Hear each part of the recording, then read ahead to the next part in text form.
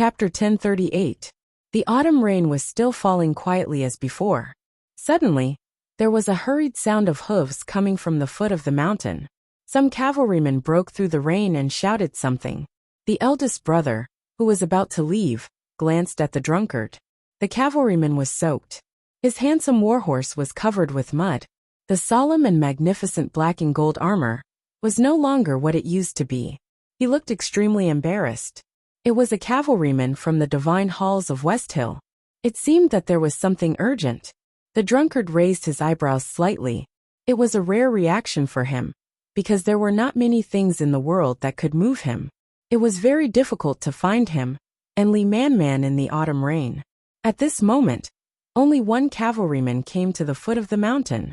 The divine halls of Westhill must have sent tens of thousands of people to search for them. What was going on? The cavalryman knelt down in the rain and dared not to get up. He told the drunkard the news that the divine halls wanted the drunkard to know with a trembling voice. Ning-Ke started killing people in Chang'an.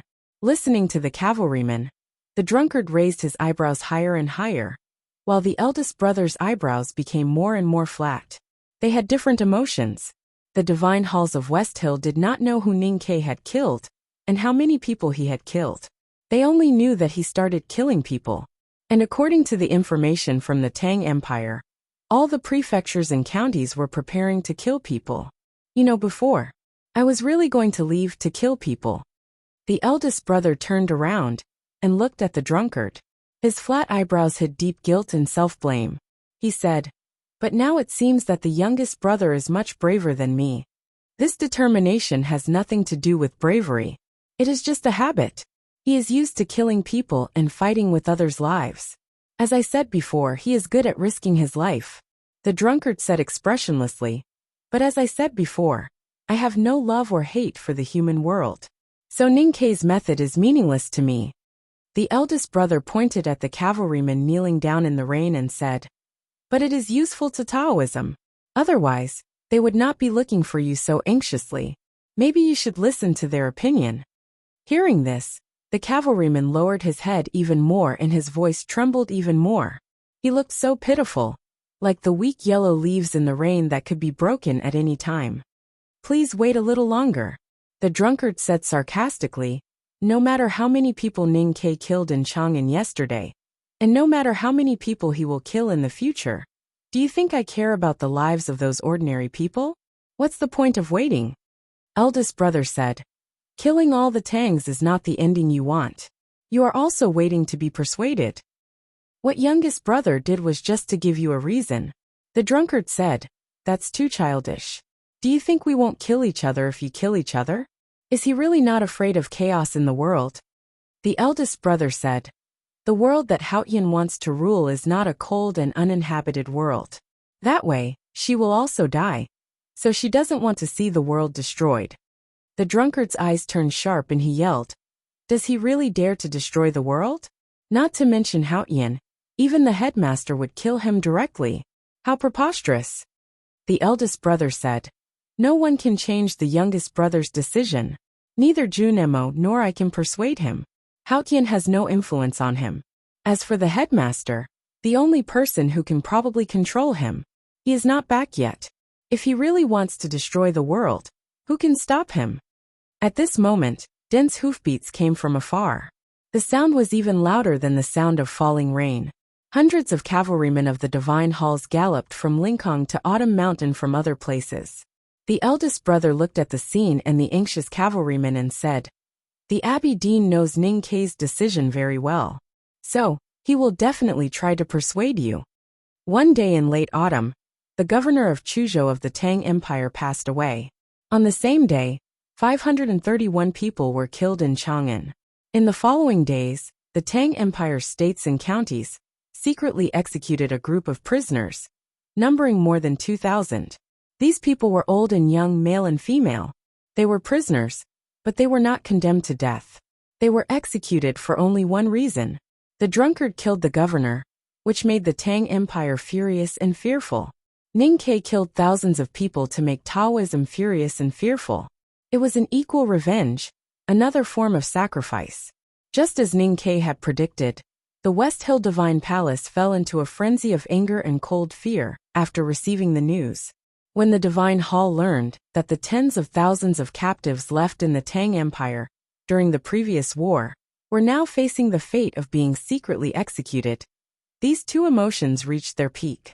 Fortunately, it only took the Divine Halls of West Hill a day to find the drunkard on Autumn Mountain outside of Lincoln. With the help of Mr. First of the Academy, they persuaded the drunkard to wait for a while. Even if they only waited for a day, it was still a show of respect for Taoism. The cold rain never stopped. The Divine Halls mobilized thousands of South Jean civilians and spent only half a day to build a building on the mountain outside of Lincoln. There was wind outside the building. It was the autumn wind. The autumn wind traveled in the human world, sometimes to the west and sometimes to the east. No one knew which wind would overwhelm the other, and no one knew how the situation would develop.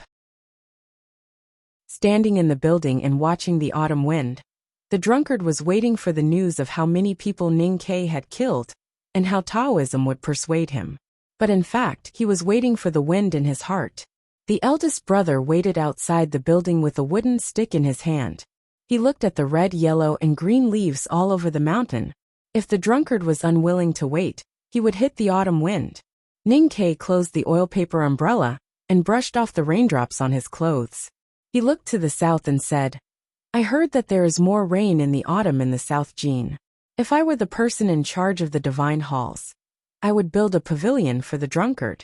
It's boring to wait for such a bigwig and senior. I have to serve him well."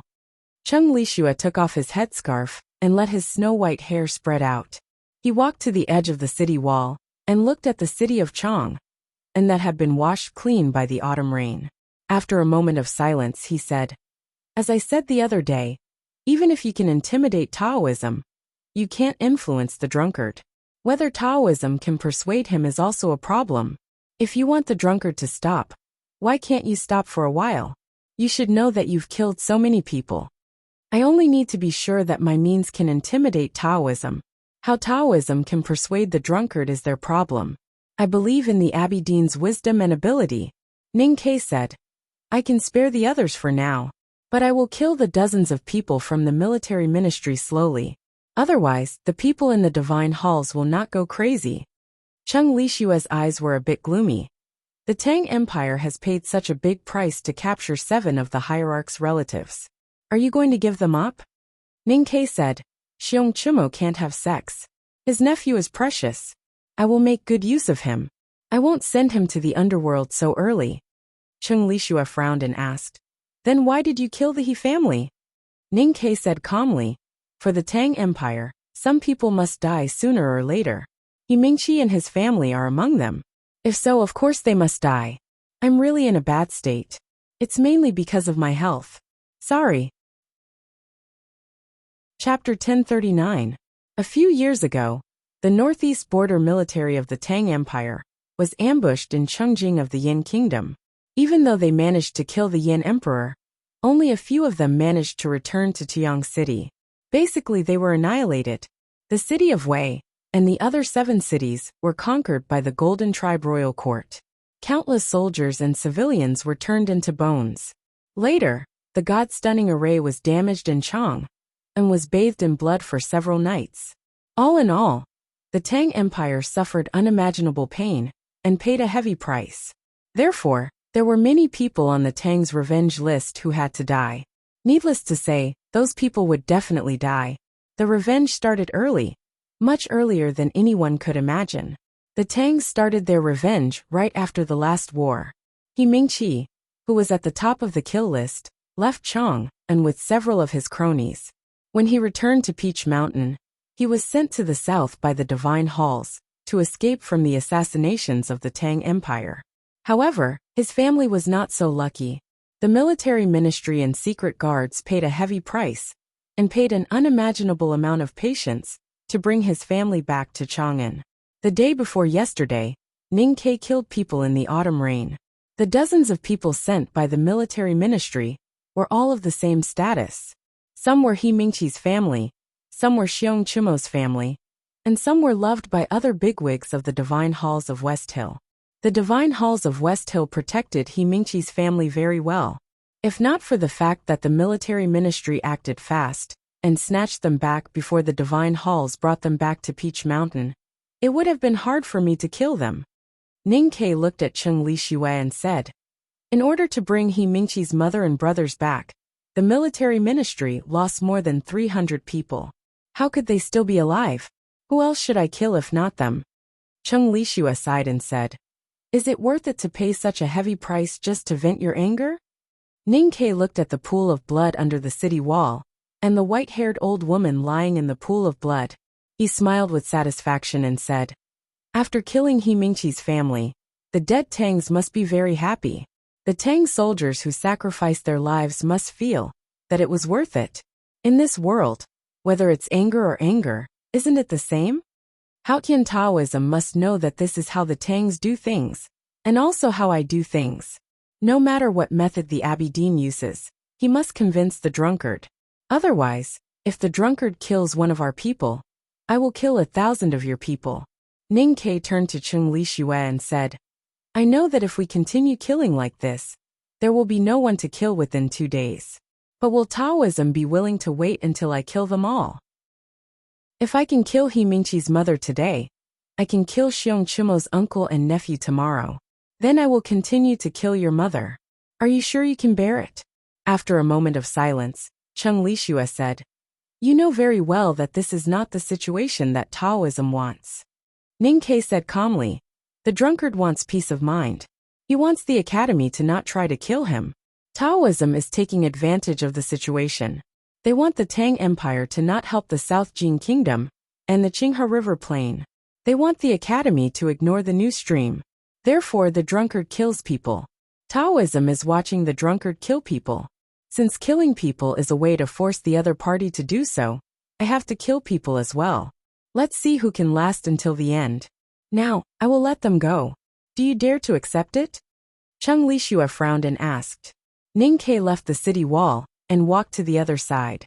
He looked at the boundless autumn scenery and the faraway wilderness. After a moment of silence, he said, I will continue killing until there is no one left to kill. Cheng Lixue felt his hands were cold.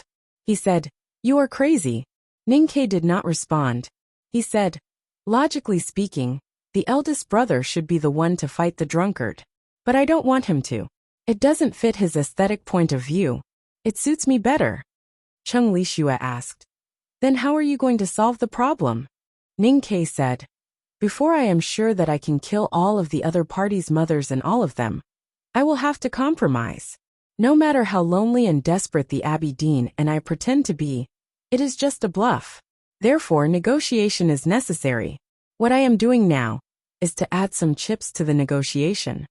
Using human lives as chips? I said it before. It is interesting, but you don't have to repeat it. You once said that the key is the drunkard's attitude. But why don't you care? I flipped the table, and the chips fell all over the floor. This is not the ending that Haotian wants to see. She wants to make sure that the chips on the table are neatly arranged. But I dared to flip the table. So what should I worry about? Ning Ke said calmly as he looked at the clear north that was gradually filled with killing intent. Cheng Lixue said, why? What does it have to do with the drunkard? There were 2 levels to this question. Ning Ke did not explain why he dared to flip the table. He just smiled and made his own evaluation of the drunkard. If Haotian doesn't want to, he can't do it. Because he is just a dog. He looked at Cheng Lixue and said with a smile, I am a human being. Why should I care about what a dog thinks? It was raining, and the autumn palace was very cold. Li Yu sat by the window of the imperial study and kept silent for a long time. Then she said, since he said it has nothing to do with the imperial court, then it has nothing to do with the imperial court.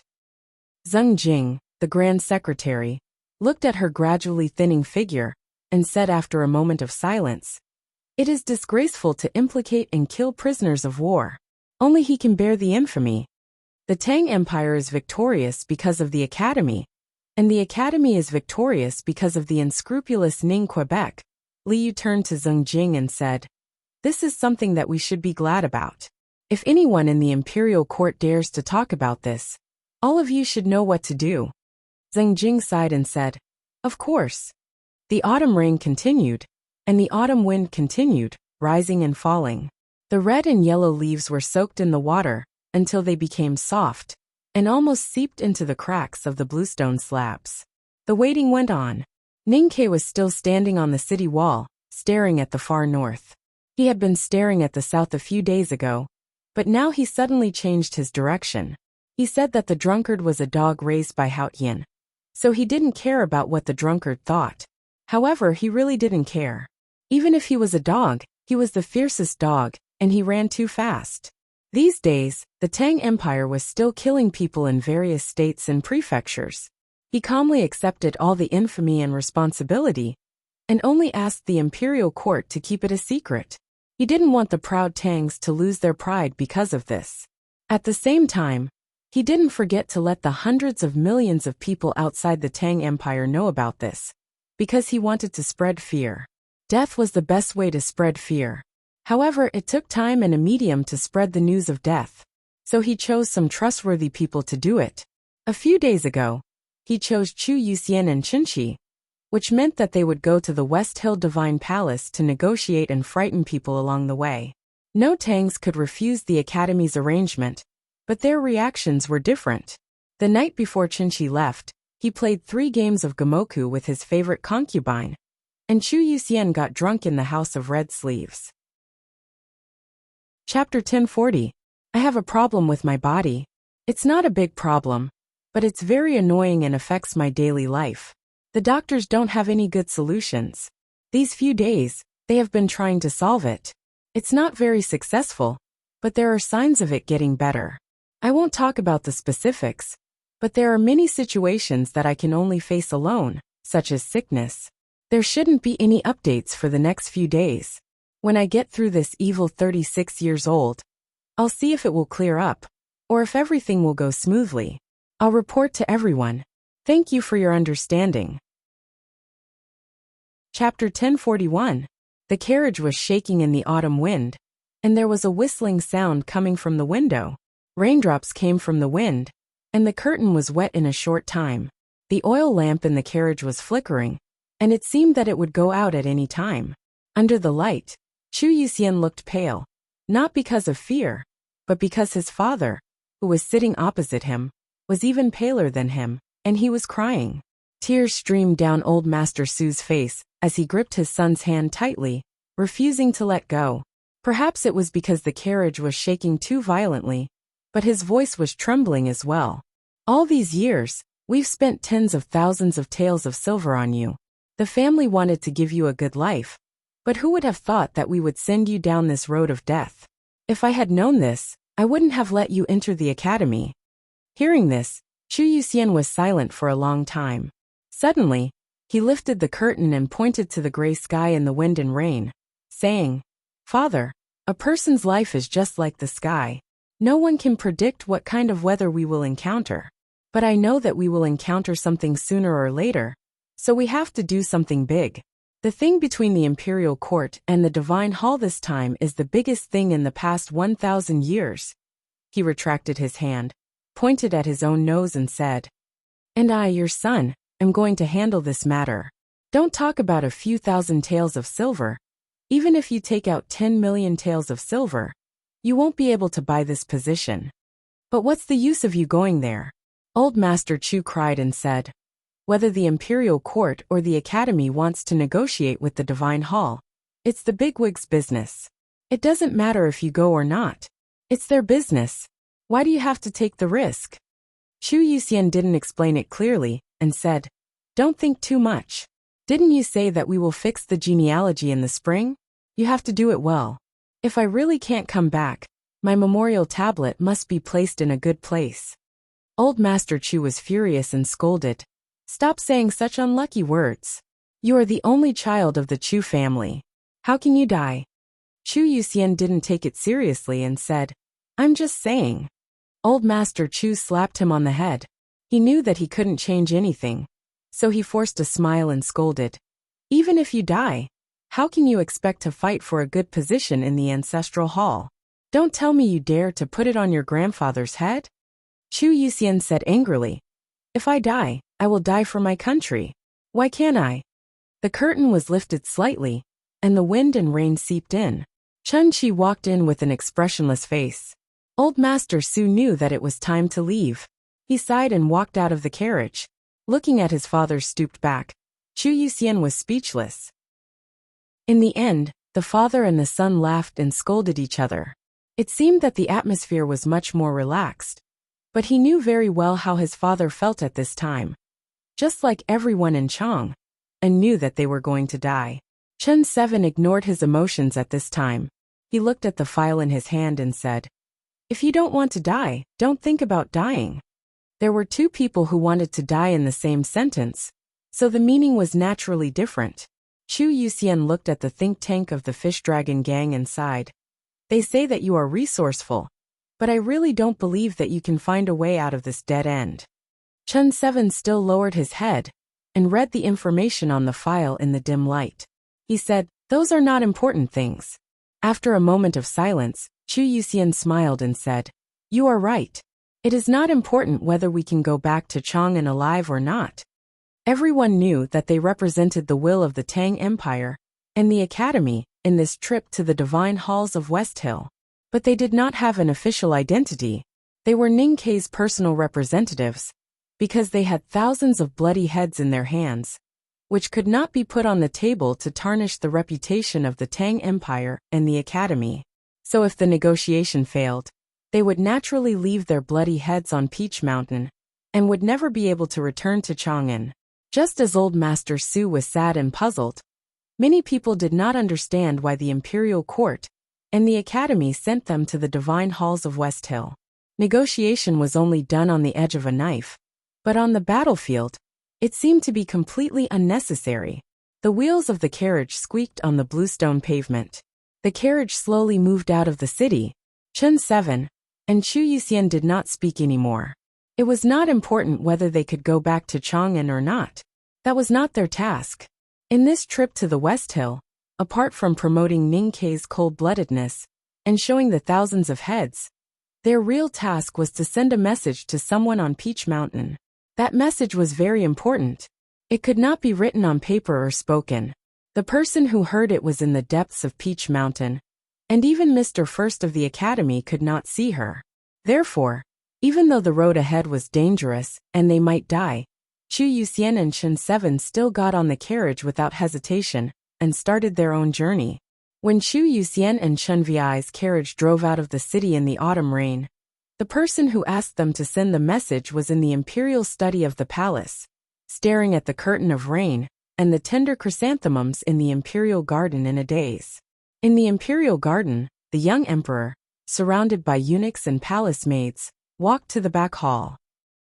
Looking at the figure by the window from afar, he stopped stiffly and bowed deeply, which was not in accordance with the etiquette, just like how he greeted his teacher who was drifting outside. Ning Kei nodded and watched the emperor's figure disappear in the palace. Then he reached out to close the window to keep out the cold wind and rain. Turning around, he looked at the thinner woman behind the desk and said, "When you are free, go out of the palace more often. You should know how beautiful Chang'an is in autumn when it is not raining." Li Yu's face was a little pale. It was not because she was ill, but because she had not seen the sun for a long time.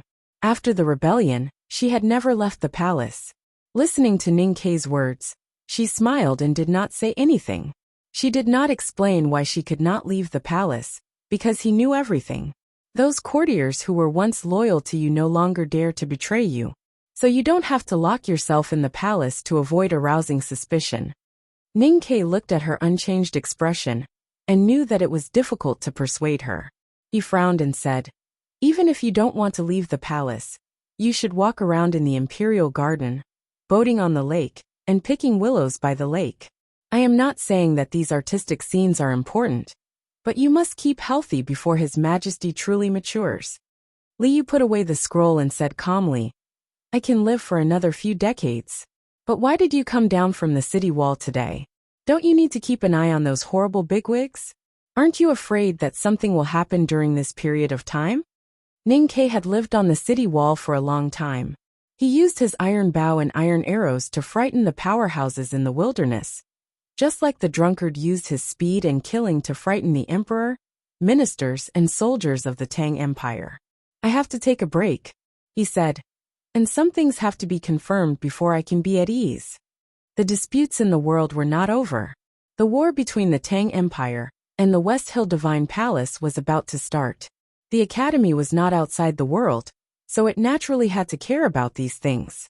Ning Ke trusted Li Yu's ability to govern the country, so he had to get confirmation from her. I have deduced it many times before. If the academy can't kill the drunkard, the war will not even start, let alone win.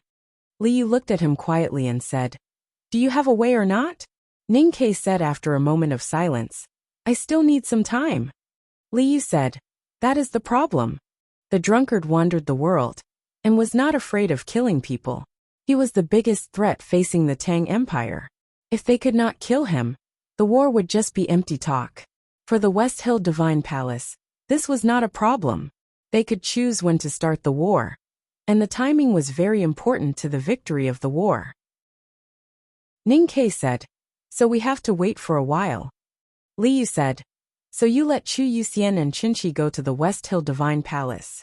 Ning Ke said, "The joys and sorrows of the world cannot affect the drunkard, but it can affect Taoism. We can only hope that Taoism can affect the drunkard." Li Yu said, "What if they can't?" Fortunately, people like the drunkard and the butcher never do meaningless things, including meaningless killing. They are Haotian's dogs, so they must carry out Haotian's will. And the person who interprets Haotian's will is on Peach Mountain. You mean the Abbey Dean? Yes. Li Yu said, "If Chu Yuxian and Qinshi go to the Qinghe River, will the clans talk to them? If they know that you have killed so many people?" Ning Ke said, "The more people I kill, the more the clans in the Qinghe River will want to talk to me. Even if they don't talk, they will at least invite them to dinner." Li Yu was a little worried. She looked at him and said softly, "But the more people you kill, the more famous you will be. Even the Tangs can't accept such a killing." Ning Ke thought of the scene he had seen from the window, and the fear and unhappiness on the face of the young emperor in bright yellow. He couldn't help but laugh at himself and said, "I'm not like eldest brother after all." Li Yu said, "You can be like that." Ning Ke said firmly, "I don't want to be like eldest brother, because he is just a good person, but not a person who can talk to the whole world." "Talk to the whole world?" "Yes. What do you mean?" "When I speak, the whole world must hear my voice. Has there been such a person before? Of course the headmaster can do it, and so can eldest brother. But they didn't. Because as I said before, they are good people. Who has done it? If youngest uncle didn't exist, Lotus could definitely do it. Even if he has to destroy the world. That is his purpose, not mine." Ning Ke paused and said, "I just want to talk to the world." It was just a talk. His attitude was very gentle, even a little reserved and humble. But somehow, Li Yu felt that the air in the imperial study had become cold, even colder than the autumn rain outside the door.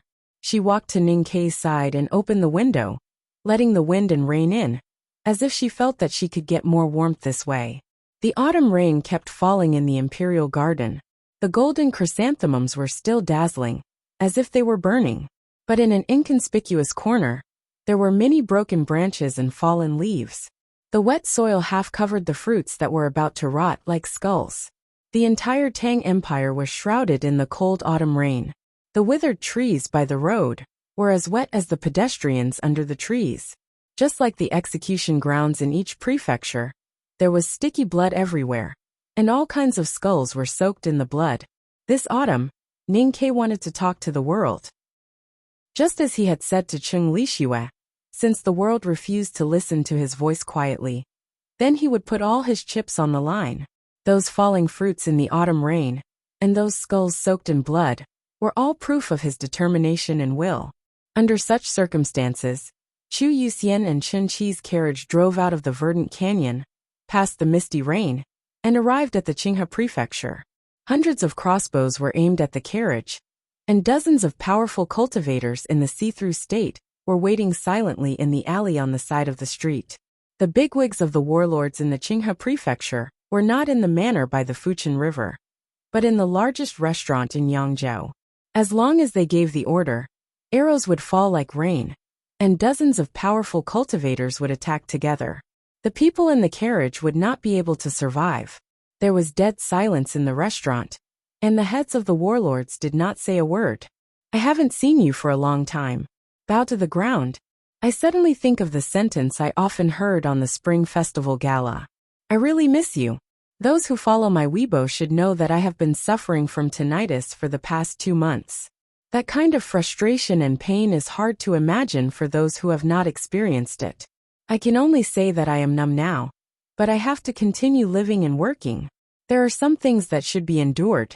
Perhaps this is the time when I am being tested by Junior Marshal Uncle's words. Please help me get through this period. Thank you very much for your concern for me. Let's live a good life together. This chapter is definitely very messy, because I couldn't sleep to write it. I will find time to revise it. I will try to write it tomorrow during the day. Thank you again. Chapter 1042. I've been away from Jianghu for a long time. I didn't know that I was charging 500 words now. I'm sorry. Finally, I thank you. The restaurant was named Jin Sui, a famous and luxurious place in Yangzhou City. The dishes were extremely exquisite, and there were several ancient dishes that had been passed down for thousands of years. They could not be found in Chang'an City. For the bigwigs of the warlords of Qinghe County, these were nothing. Their attention was not on the table at all. No one raised their chopsticks or glasses. The steam rising from the plates was quickly blown away by the autumn wind and gradually cooled down. Master, should we kill them?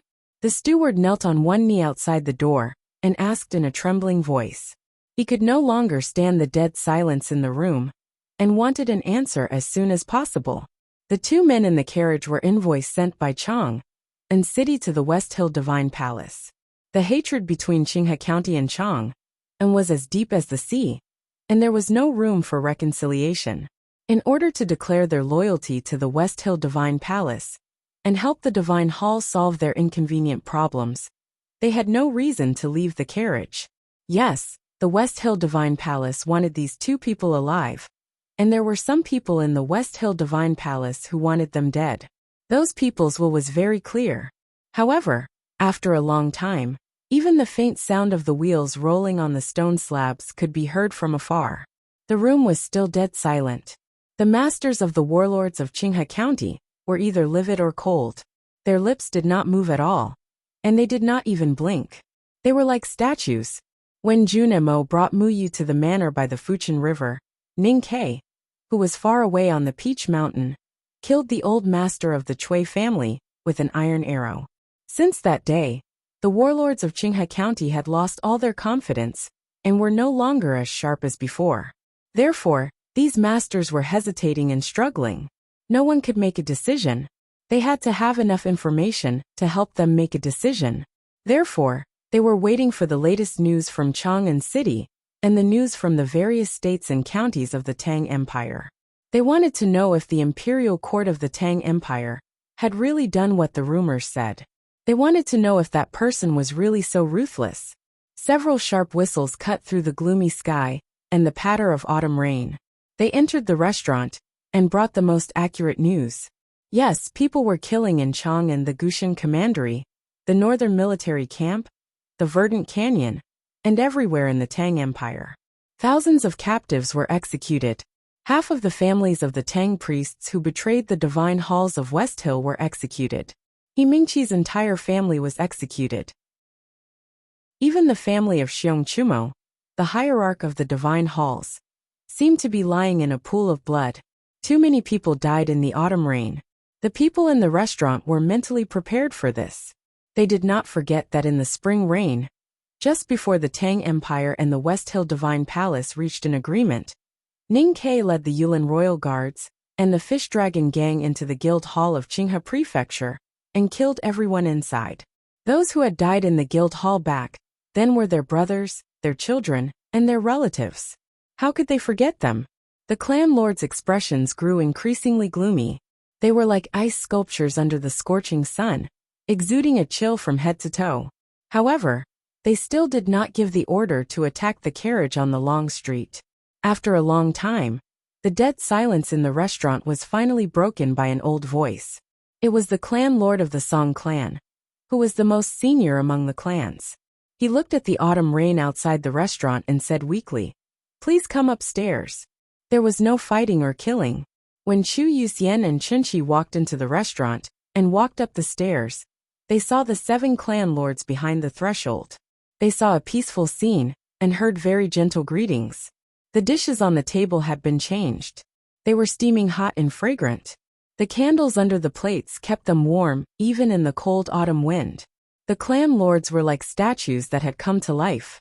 There were gentle and reserved smiles on their faces, and their eyes were full of enthusiasm. Some of them took Chu Yoxian's hand and sat down, recalling the scenery of the academy in the old days. Some of them bowed to Chunchi and drank with him.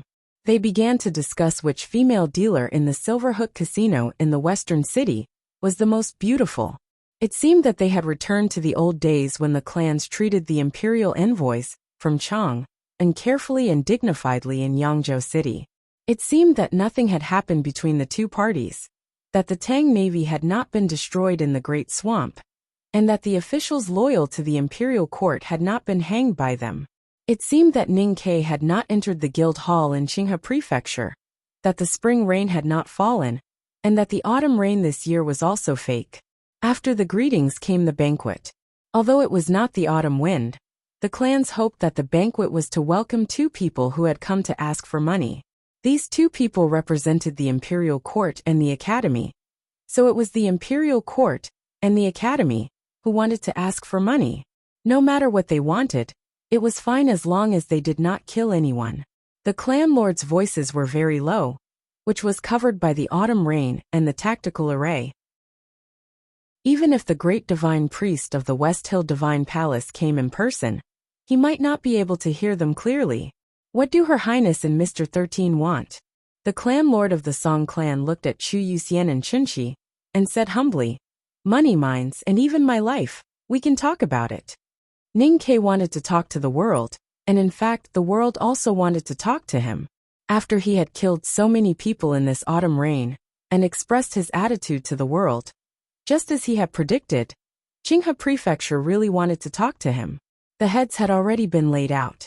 The families in Qinghe County had to consider their future plans. The Divine Hall might win in the end, but they were stuck between the Tang Empire and the Divine Hall. How many of them could survive after the war? However, things in the world were always unsatisfactory. In the past, when Chang'an wanted to talk, they did not want to talk. Now that they wanted to talk, it was Chang and who did not want to talk. At least Chu Yuxian and Chunchi did not want to talk. They could talk about the scenery of the academy and the beautiful dealers in the gambling house, but they did not want to talk about these things, because Chang'an knew very well that Qinghe Prefecture could not return to the Tang Empire. And this was also the premise of the clan's talk. In this case, it was better not to talk.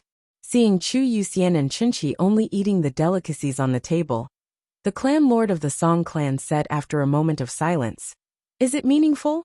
Chunchi put down the ebony ivory chopsticks in his hand, looked at him quietly and said, "What do you mean? Killing people?" No matter how many people Mr. 13 killed, even thousands or tens of thousands of them, what else can he do after killing all the captives and hostages? The clan lord of the Song clan said worriedly as if he was one of them. After all, he can't destroy the world alone. Chen 7 looked at him in silence, and then looked around. He looked at these noble clan heads dressed in embroidered robes, and had an extraordinary bearing. Suddenly he laughed. He felt that it was just like what Ning Ke had said before he left Chang'an. It was really interesting. The more people they killed, the more docile they would be. Even if they were still burning with the flames of grief and indignation, they would not dare to do anything. Chunchi's smile gradually disappeared, and his eyes became calm and deep, giving people a strange feeling, which gradually made people at the table uneasy. Chunchi thought of what Ning Ke had said, but he did not say it out loud. He asked directly, "Who wants to kill us?" The clan lord of the Song clan answered without hesitation, "Hierarch." At night, Chunchi and Chu Yuxian sat at the table, thinking about the previous banquet and the conditions put forward by the clans. They looked at each other and could not help shaking their heads. What are these people thinking? Are they betting on both sides? Don't they know that they have no right to bargain? How dare they expect the imperial court to accept the current situation and only pay taxes without stationing troops? Chu Yuxian said sarcastically.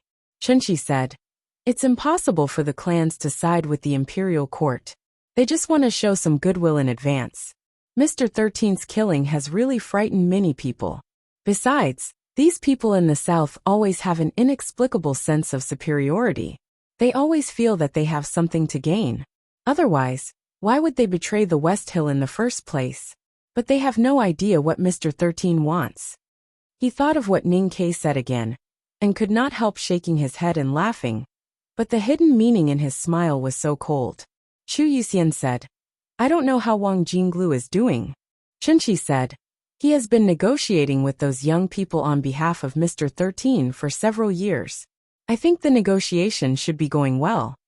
Those bigwigs of Qinghe Prefecture in the restaurant thought that Ning Ke's killing was meaningless, but they did not know that in Chenqi's eyes, their banquet was meaningless. The people Ning Ke wanted to talk to were never the heads of the clans, but some young people. He thought that they were the real hope. The next morning, Chu Yuxian and Chenqi set off again. They accepted the kindness and money from the clans of Qinghe Prefecture, but did not leave any message. The heads of the clans stood on the shore and watched the ships gradually disappearing in the mist of the great swamp. They felt a little cold when they thought of Chenqi's eyes in the restaurant yesterday, because it was the eyes of a dead man. The great swamp was so vast that the shore could not be seen. Sailing on it was like sailing in the ocean, which made people feel small. Chu Yuxian knew that he would die if he went to the Peach Mountain, so he relaxed and enjoyed the lake view. He stood in the drizzle with a pot of fruit wine in his hand, like a scholar in a desolate state. Unfortunately, his mood was soon completely destroyed, because the shadows of many huge ships suddenly appeared on the surface of the lake. Those ships were extremely huge, and their sails covered the sky. They moved on the water like moving mountains, and their oars were astonishing. The navy of South Jin was here. Chapter 1043. Chu Yuxian looked at the thousands of huge ships on the lake, and the invincible navy, after the destruction of the Tang Navy. His face turned pale. Hearing the commotion, Chenqi walked out of the cabin, and his face became serious. He did not expect that the South Jin kingdom could regain its stability in such a short time, after Lu Yiqing killed the young emperor of the South Jin kingdom, and the sword Garrett moved away. The Tang Empire was well prepared for this war. It seemed that the divine halls of West Hill were not slow either. The South Jin Navy sounded the bugle, and the fleet dispersed. The lake water slapped against the sturdy sides of the ships, making a loud noise. A huge ship slowly sailed to a few thousand feet away from Chu Yuxian and Chenqi. It stirred up countless snow-like waves and scared away hundreds of water birds. Hundreds of cavalrymen stood on the deck with their horses. They looked majestic. They wore black armors with golden talismans on them. They were the most powerful papal cavalrymen of the divine halls of West Hill. Chu Yuxian was curious why the horses were not afraid of the wind and waves. Chenqi's attention was focused on someone among the cavalrymen of the divine halls. He could clearly see that person's face from a few thousand feet away. It was not because he had sharp eyes, but because that person wanted him to see it. It was a manservant in indigo clothes. His tender eyes were full of unquestionable arrogance, and his innocent expression was full of cruelty, as if he regarded human lives as worthless. Immature but arrogant, innocent but cruel. It seemed very harmonious. Because immature people tended to be arrogant, and innocent people tended to be cruel. The manservant in indigo clothes stood between the lake water, the autumn rain and the world. It was so harmonious. Chenqi had never seen him before, but judging from his appearance and feeling, he could guess who he was. He was Hengmu Liren, the most generous gift Haoyan left to the human world. I'm curious, what does Ning Ke want to tell you when he asks you to go to the divine halls of West Hill? Can you tell me in advance? Hengmu Liren looked at Chenqi and Chu Yuxian and asked seriously. Chu Yuxian was a little nervous. Facing the youngest powerhouse in the knowing destiny state of the divine halls of West Hill, he felt that he could die at any time. But Chenqi remained calm and shook his head. Hengmu Liren frowned and was not pleased. The water around the ship seemed to have sensed his emotion and began to sway in fear. The lake water swayed gently. Not far away, a patch of autumn reeds was instantly crushed into powder, blown into a blizzard by the lake wind, and then washed into the lake by the rain. Chu Yuxian felt that his throat was so dry that he was about to smoke. Qinshi remained calm, but his hands behind his back began to tremble. He knew Hengmu Liren was powerful, but he did not expect him to be this powerful. Could Ning Ke defeat him if he left Chang'an? Hengmu Liren suddenly laughed, like a happy child.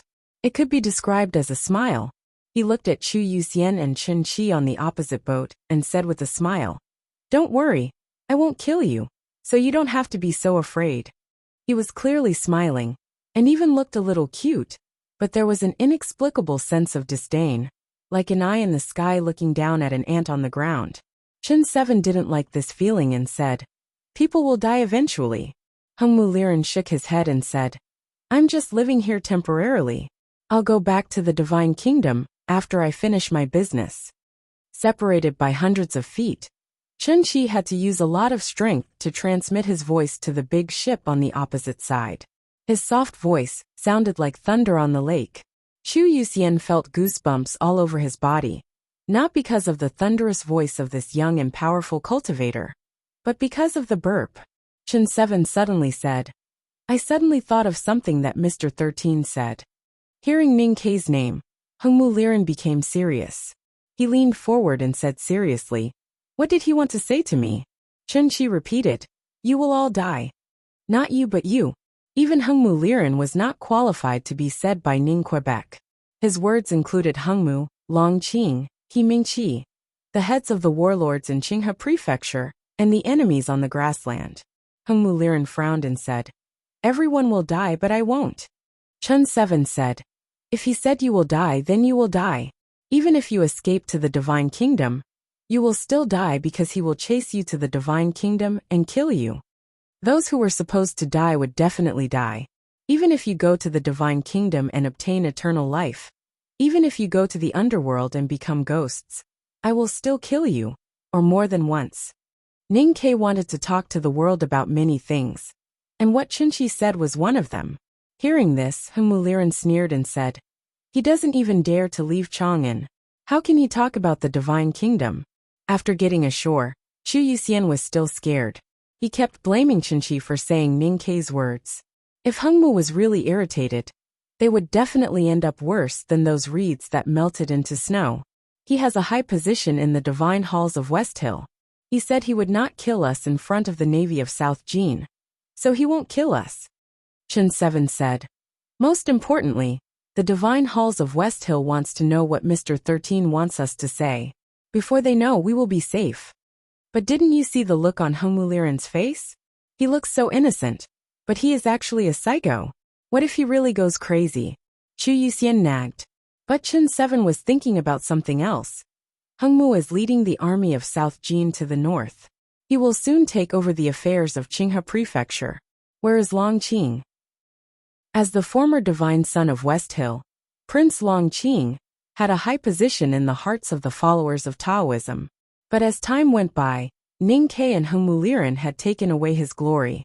But Chen Seven knew that Ning Ke thought Long Qing was much more important than Hengmu Liren. He believed that Ning Ke's judgment would never be wrong.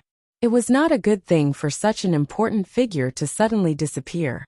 Chu Yuxian said, "According to the information from the Imperial Center Administration, the prince has led a group of cavalrymen of the Divine Halls to the Song Kingdom to kill Yi Su." Chen Seven said, "Yi Su has thousands of followers of the new stream. He can't go too fast. Long Qing should have caught up with him by now." Chu Yuxian said, "I don't understand why the Oracle Yi Su did not go to Chang'an, but took such a great risk to go to the Song Kingdom." Chen Seven said, "In the words of Mr. 13, Yi Su is a man who can really change the history. How can we judge such a man with common sense?" The two kept moving forward. The autumn rain gradually froze, and then turned into snow. The roads in South Jin were gradually dyed white. When they arrived at the West Hill Divine Kingdom, it was already the beginning of winter. In the land blessed by the gods, which rarely snowed in the past, the wind and snow were raging, and it was extremely cold. In recent years, The human world had become colder and colder, but no one knew why. On the border of the West Hill Divine Kingdom, two red-robed priests were waiting with dozens of papal cavalrymen of the Divine Hall. There was no kindness on their faces, not even an expression. Their slightly frosty eyes were full of indifference and vigilance. Chu Yuxian and Chen Seven were envoys of the Tang Empire, so they deserved such treatment. They were very satisfied that they did not use divine skills to burn them into ashes. After a few days, they arrived at a vast mountain range. The wind and snow finally stopped. The mountains were green and charming, and some majestic buildings could be vaguely seen among the peaks in the distance. They should be the legendary divine halls of West Hill. Looking into the distance, Chu Yuxian slightly opened his mouth and did not say anything. He only let out a sigh. As an ordinary person in the Haotian world, he was shocked to be able to see the divine halls of West Hill in his lifetime. Even though he was a Tang, Chen Seven had to calm down. As the brains of the Fish Dragon gang, he habitually observed the military defense of the West Hill Divine Kingdom and the mental state of the cavalrymen. Of course, he was most concerned about the 3 arrays that covered the Peach Mountain. He was not a cultivator, so he could not even see the cyan light. Naturally, he could not understand the horrible power of the array. But he was concerned about it, because even Mr. First of the Academy could not break the array. The 2 red-robed divine priests seemed to have received strict orders. They did not say a word to Chu Yuxian and Chen Seven, all the way from the north. They also arranged everything without asking for Chen Vii's and Chen Vii's opinions. The silence made the atmosphere a bit depressing. Chu Yuxian and Chen Seven did not take it seriously. They kept silent until they arrived at the small town in front of the mountain. Suddenly, Chen Seven asked them to stop the carriage. Looking at the red-robed divine priest's eyes, Chen Seven said expressionlessly, "I haven't eaten enough on the way. I'm going to buy something to eat." They were only a dozen miles away from the Peach Mountain, and there were many powerful Taoism cultivators hiding around the town. The red-robed divine priest did not think there would be any problem, so he nodded. Chen Seven and Chu Yuxian left the carriage and walked along the road to the town, under the protection of the papal cavalrymen. The town was really small. Besides, it was past lunchtime, so the restaurants were closed. The only food they could buy was roasted sweet potatoes. Standing in front of the roasted sweet potato shop, Chen Seven and Chu Yuxian held the hot sweet potatoes in their hands, carefully peeling them and blowing at them. They looked a bit funny and cute, not like 2 messengers who were responsible for the safety of the world, but 2 kids. Chen Vii's fingers were burned by the red and yellow sweet potato meat. He quickly shook his hand and asked the boss for some cold water. When the boss put the basin in front of him, he looked up at him and thanked him with a smile. Chen Vii's fingers moved in the water and left a fleeting handwriting. But the boss didn't seem to see his movement and turned away without any expression. It seemed that there was no deep meaning in his movement, but in fact, if the head was separated from the body, he was shaking his head. Back in the carriage, Chen Seven was a bit disappointed when he thought of the response he saw before. He shook his head and said, "Mr. 13 said we must eat the sweet potatoes in this shop, but I don't know what's so good about them." It was not until then that Chu Yuxian realized that he had finished talking with the man in the roasted sweet potato shop. Hearing this, he knew that things were not going well, so he inevitably felt a bit down. The hard wheels rolled over the bluestone slabs, making a creaking sound. The papal cavalrymen of the West Hill Divine Palace were everywhere. When the sunlight fell on them, it was reflected by their black and gold armors, and through the windows, making them squint. Chu Yuxian and Chen Seven looked at each other and squinted in silence. They came to the divine halls of West Hill to negotiate with the world on behalf of Ning Quebec. Logically speaking, the divine halls would not kill them before they heard what they had to say. But the battle that almost happened in Qinghe Prefecture showed that someone wanted them dead, and that person was the hierarch lord of the divine halls of West Hill. Ning Ke was not talking to the hierarch lord, which might be a bit humiliating for the hierarch lord, but it was not enough to make him want to kill them. Now it seemed that the hierarch lord might have guessed something. Thinking of the scene where the man in the roasted sweet potato shook his head, Chen Seven said with a heavy heart, How can I pass the message if I can't even see him? The divine halls of West Hill did not arrange for them to go to the Peach Mountain, but to live in the Revelation Institute in front of the mountain, which was very close to the famous Peach Blossom Valley. Unfortunately, it was winter now, and it was hard to see the beautiful scene of peach blossoms all over the mountain. Chu Yuxian was very sorry about this, and he seemed to be a bit heartless. Chun Seven knew that he was pretending, but there was nothing he could do. Everything was arranged by the divine halls, and they could only wait anxiously. The divine halls did not give them more time to be anxious. The bigwig in charge of the negotiation came to the Revelation Institute in person the next morning. Zhao Nanhai was the direct descendant of the great divine priest of light from the South Sea, and he was the most powerful supporter of the Abbey Dean. After the war, one of the divine halls of light, or the divine halls of revelation, would be reserved for him. There was no doubt that he was a real bigwig. He came to talk to two ordinary people like Chu Yuxian and Chun Seven, which showed enough respect for the great Tang, and showed enough sincerity. But Chu Yuxian and Chun Seven did not think so. Before leaving, Ning Ke had made it very clear that there was only one person in Haotian Taoism who had the power to speak. There was only one person who could, and was willing to respond to the wishes of the Tang Empire. If they wanted to talk, they could only talk to these two people. I'm sorry. Chu Yuxian was very apologetic. He bowed and said, "It's not that I don't want to talk, but I really can't." Zhao Nanhai had been in the South Sea for a long time. Even though he had returned to Haotian Taoism for several years, his skin was still dark. His divine robe fluttered even though there was no wind. You are the ones who want to talk, so you should be the ones who are anxious. Zhao Nanhai did not get angry. He looked at the two thoughtfully and said, "Let's talk when we want to." After that, he left with a dozen red-robed divine priests, leaving no chance for Chu Yuxian and Chun Seven to speak. Looking at those people disappearing on the mountain road, Chu Yuxian said bitterly, "They don't even want to know who we want to talk to? Why are they so vigilant?" In the following days, Chu Yuxian and Chun Seven were forgotten by the people of the divine halls of West Hill. They spent all their time eating, sleeping and looking at the peach blossoms in the Revelation Institute. The peach blossoms on the Peach Mountain used to bloom all year round. However, they had been cut by the headmaster of the academy, and then tortured by Ning Ke and Sang Sang. They had become extremely weak, and could not survive the cold winter. They were blown into the mud by the cold, and no one cared about them. Chu Yuxian and Chun Seven felt that they were the peach blossoms that no one cared about.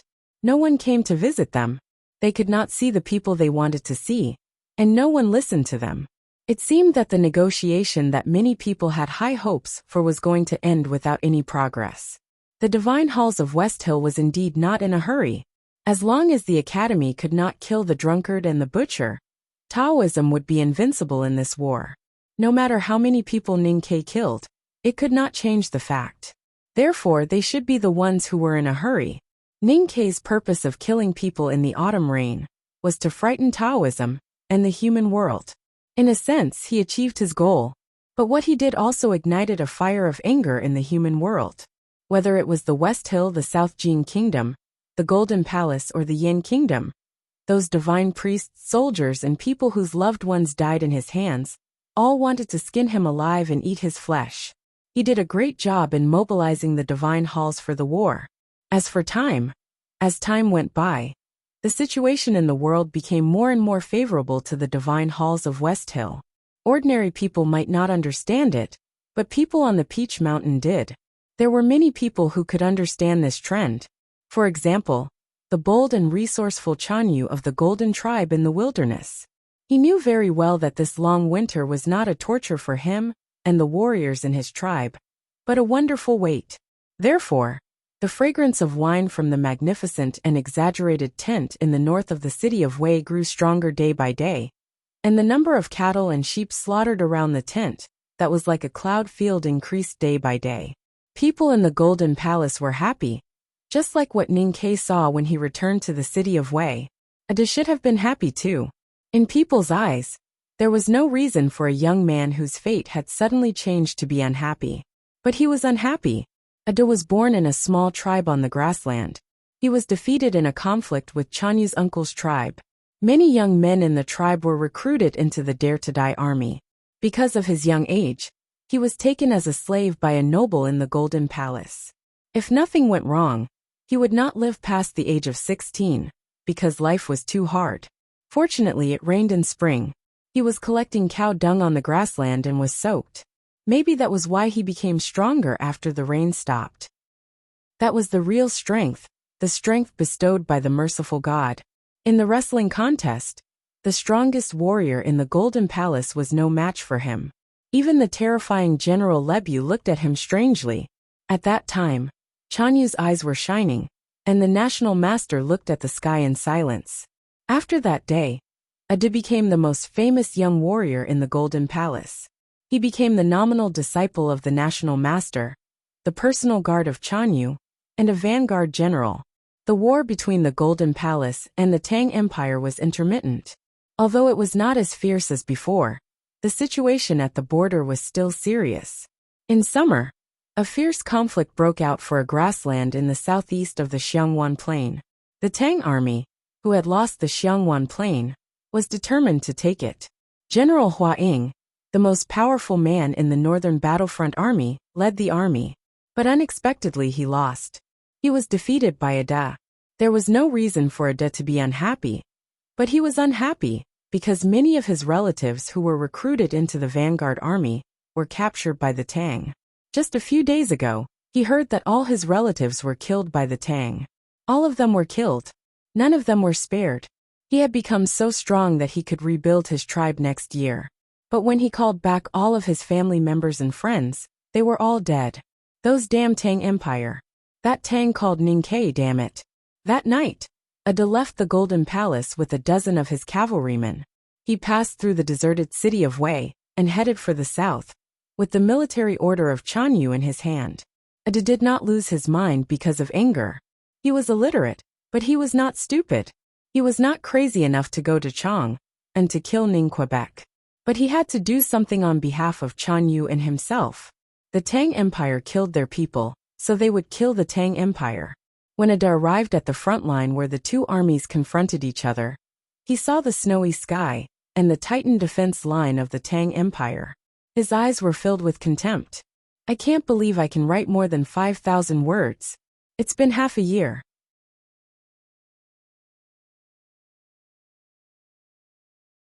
Chapter 1044. The meadow was 70 miles to the southwest of the city of Wei. Compared to the Xiangwan Plain, it was in the south, but the temperature was lower. The water and grass were not fertile. However, the Tang army was willing to pay a high price to camp here in the snow, ready to attack at any time. Why? Because the Tang army was running out of war horses. They had to take back the meadow before next spring. That was their last hope. On the other side of the snow, the Tang camp was full of bonfires. Thick mattresses covered the backs of the war horses. The Tang army valued the remaining war horses more than their own lives. This only made Ada feel more contemptuous. He would never sympathize with the weak, just like how he would never sympathize with the defeated general. Was the Tang army without war horses still the same Tang army that used to dominate the world with cavalry? Was the man who was killed still the famous general? Huang was drinking in the Tang camp. He was a middle-aged general who was bare-chested. He was sweating profusely, and his pale face was full of pain.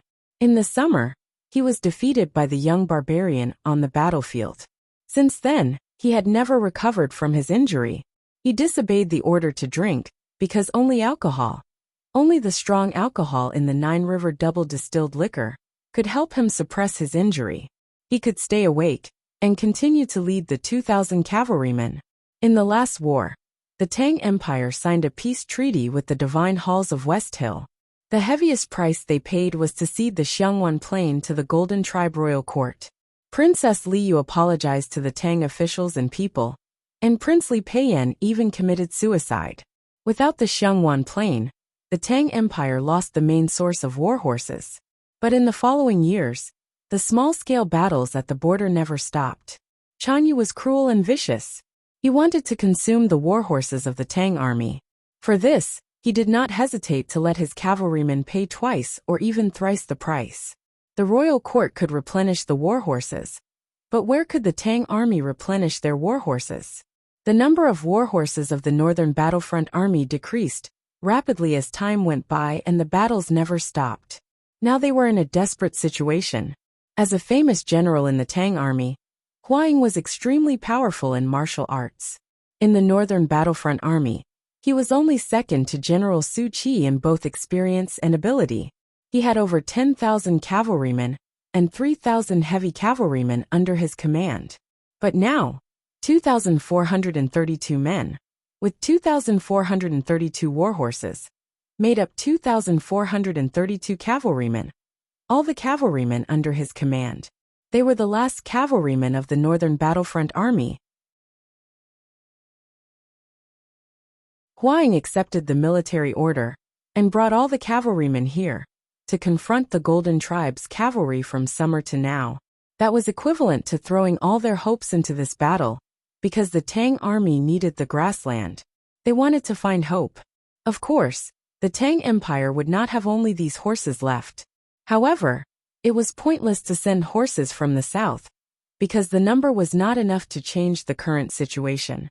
What made the Northern Battlefront Army even angrier was that the imperial court did not seem to have the same idea.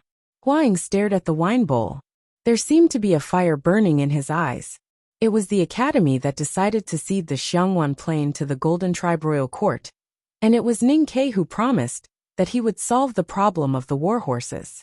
However, years had passed, and the Tang army had been bleeding and dying on the grassland. He and his soldiers had been tortured like ghosts. Where were the horses? If you are lying to us, I will come back to Chang and ask you even if I die in the snow. He picked up the wine bowl and said to Ning Ke, looking to the south. At this moment, a warning came from outside the camp. At the same time, there was a fierce challenge. In the wind and snow, the voice was clear and fierce, echoing in the wilderness. Huang looked back at the face in the wine bowl. It was a haggard face that was not as handsome as before. He suddenly smiled. With the help of his bodyguards, he carefully put on his armor and walked out of the tent. When he walked out of the tent, he was still in the camp. When he walked out again, the snowflakes fell on the armor, but they did not melt. Soon the cracks were filled. The Tang army stood outside their own tents and looked at their commander in silence. Outside the camp, Huang looked at the barbarian youth through the wind and snow.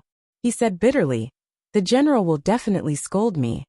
Of course, he remembered who the barbarian youth was. He was defeated by this inconspicuous youth on the grassland in the summer, and had been injured ever since. No one knew when such a powerful cultivator appeared in the Golden Tribe Royal Court. If he was defeated by the infamous General Lebu, Huang would understand. But he could not figure out where this youth came from, and why he was so powerful. It was not until the rumor spread in the grassland that people realized that this young slave, Ada, was a gift from Haotian to the human world. Just like Hengmu Liren from the divine halls of West Hill, he was a powerful cultivator bestowed by heaven. Hengmu Liren had an unimaginable position in the hearts of the followers of Haotian. If Ada did not live in the wilderness, his reputation would not be any weaker. After knowing the truth, Huang realized that he had not lost unjustly. Haotian had truly abandoned the Tang Empire, just like how she had abandoned the desolate 1,000 years ago. He would not be afraid because of this, but his state of mind was still affected. He looked into the distance. On the horizon, there was a magnificent mountain that divided the entire land into two parts. It was the Min Mountain and the Tianqi Mountain. Is it terrible to be abandoned by Haotian? Huang smiled. He reached his hand into the air and took the padao from the bodyguard. The cool sensation in his palm lifted his spirits. The barbarian youth was powerful and terrifying. Huang knew that he was no match for him. If he fought, he would die. There was no reason for him to do so. When two armies confronted each other, there was no reason for the commander to fight alone. On the battlefield, the brave would never win. No one could say anything if he chose to avoid the fight. However, on his way out of the camp, he saw the soldiers' expressions and eyes. He saw the exhaustion and the terrible tiredness. He saw the old horses wrapped in blankets like sick people. He knew that the morale of the northern battlefront army was at an all-time low.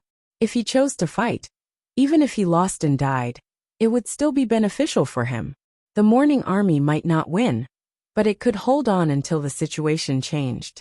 So he held the padao and walked to the other side of the snow. I will take your head and bury it with my tribe.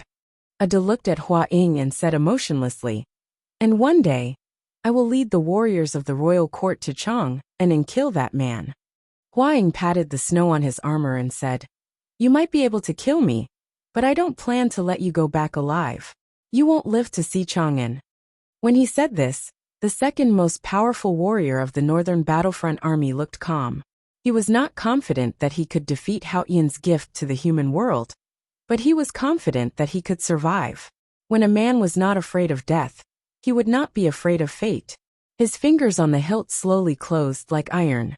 Snowflakes fell on it, but there was no sign of melting, because his hand was just that cold, from his body to the long and thin hilt, and then to the heavy black blade.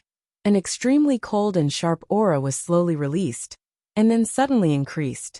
The snowflakes in the air were disturbed by this aura, and shot to all directions, making the sound of breaking the air like sharp arrows. Ada expressionlessly drew out the machete on his waist. It was a precious saber given to him by Chanyu. It was extremely sharp, as bright as his eyes at this moment. Just like before every important battle, the young man started to pray silently, asking Tingri to give him the power to defeat all the enemies. The snowflakes in the air seemed to hear his prayer. They timidly slowed down and floated in the air. The remaining snow on the field gradually melted, revealing the remaining grass underneath. The snow melted and the grass appeared, but it was not full of vitality. On the contrary, it gave people a very gloomy feeling. Ada looked at Hua Ying in front of him. His eyes were as bright as gemstones and as sharp as blades. There was a look of contempt and pity. Then he took a step forward. He only took one step forward and then stopped. He felt something was wrong. He looked up at the snowy sky and suddenly felt endless sadness in his heart. His slightly blue lips slightly moved, as if he was moaning. Tungri. When the tribe was defeated, he was still young and did not know how to be sad. Later, when he worked hard for the nobles in the royal court, he did not have the time to be sad. When he was collecting dung, he did not have the strength to be sad. Later, he became a great young warrior and was far away from the sadness. But at this moment, the sadness was so strong that it instantly occupied his body and mind. He seemed to see his own death in the next moment. Why was it like this? He stopped looking at the sky and looked to somewhere far away in the south. He felt that someone was watching him. Although he was thousands of miles away and could not hear any sound, he had a strong feeling that the person was talking to him. As long as he took a step forward, he would die. Ada's dark and childish face was full of unwillingness and anger. If that person could really shoot him from thousands of miles away, why didn't he do it in the summer? What made him most angry was that he felt the person's undisguised arrogance. And in front of this arrogance, even Tungri remained silent. And he began to fear. A neigh came from the wind and snow. No one knew where it came from, but it was full of arrogance. Ada looked at the Tang camp, holding the machete, not knowing if he would take that step forward. Thousands of miles away in the south, snow was falling on the city wall. Ning Ke stood on top of the city wall with his back against the whole Chang'an. He looked at the direction of the distant wilderness and the invisible battlefield. The dark and heavy iron bow was placed on the brick in front of him. The array pestle of the god-stunning array was held tightly in his hand. His sense of perception spread around. It was his order for the northern battlefront army to kill all the captives of the Golden Tribe Royal Court. He knew it would put a lot of pressure on the northern battlefront army, but he did not care, because the way he talked to the world was not only the falling heads in the autumn rain, but also the box of iron arrows behind him. What was puzzling was that even with the help of Chang'an, he could not see the entire world no matter how far he could see. The wilderness thousands of miles away was just a blurry gray image in his sense of perception. As long as the powerhouses of the Golden Tribe Royal Court were not stupid enough to light themselves up, it would be meaningless.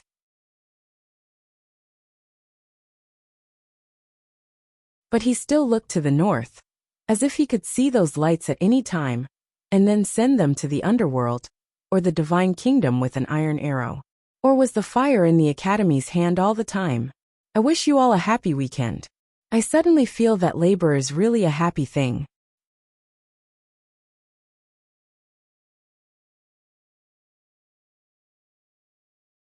Chapter 1045. The string of the iron bow in front of Ning Ke was loose, but the string of the giant bow was pulled taut. Just like what happened in the field of wind and snow, there were confrontations everywhere and battles could break out at any time. No one knew when the end of the world would come. Ada was a devout follower chosen by Sang Sang, and the most outstanding young powerhouse of the Golden Tribe royal court.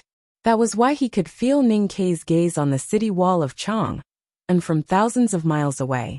Hengmu Liren was in the same situation as him, but he could not feel it.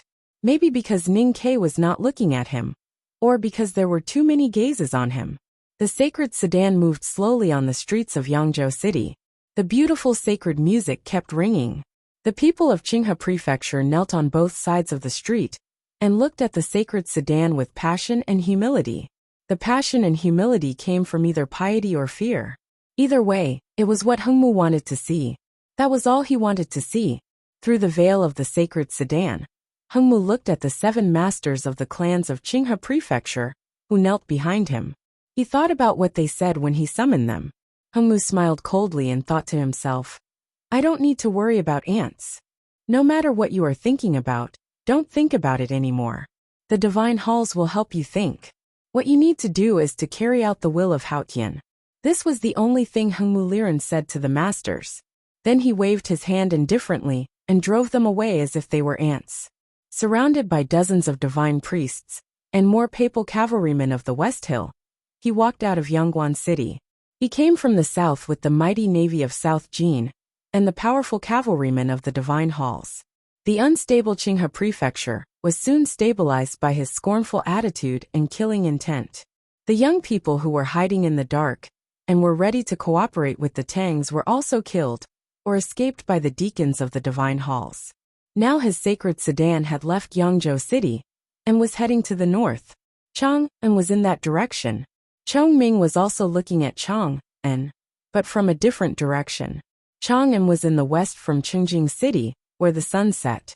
He was no longer the crown prince Chongming, who had been a hostage in Chang'an for 10 years.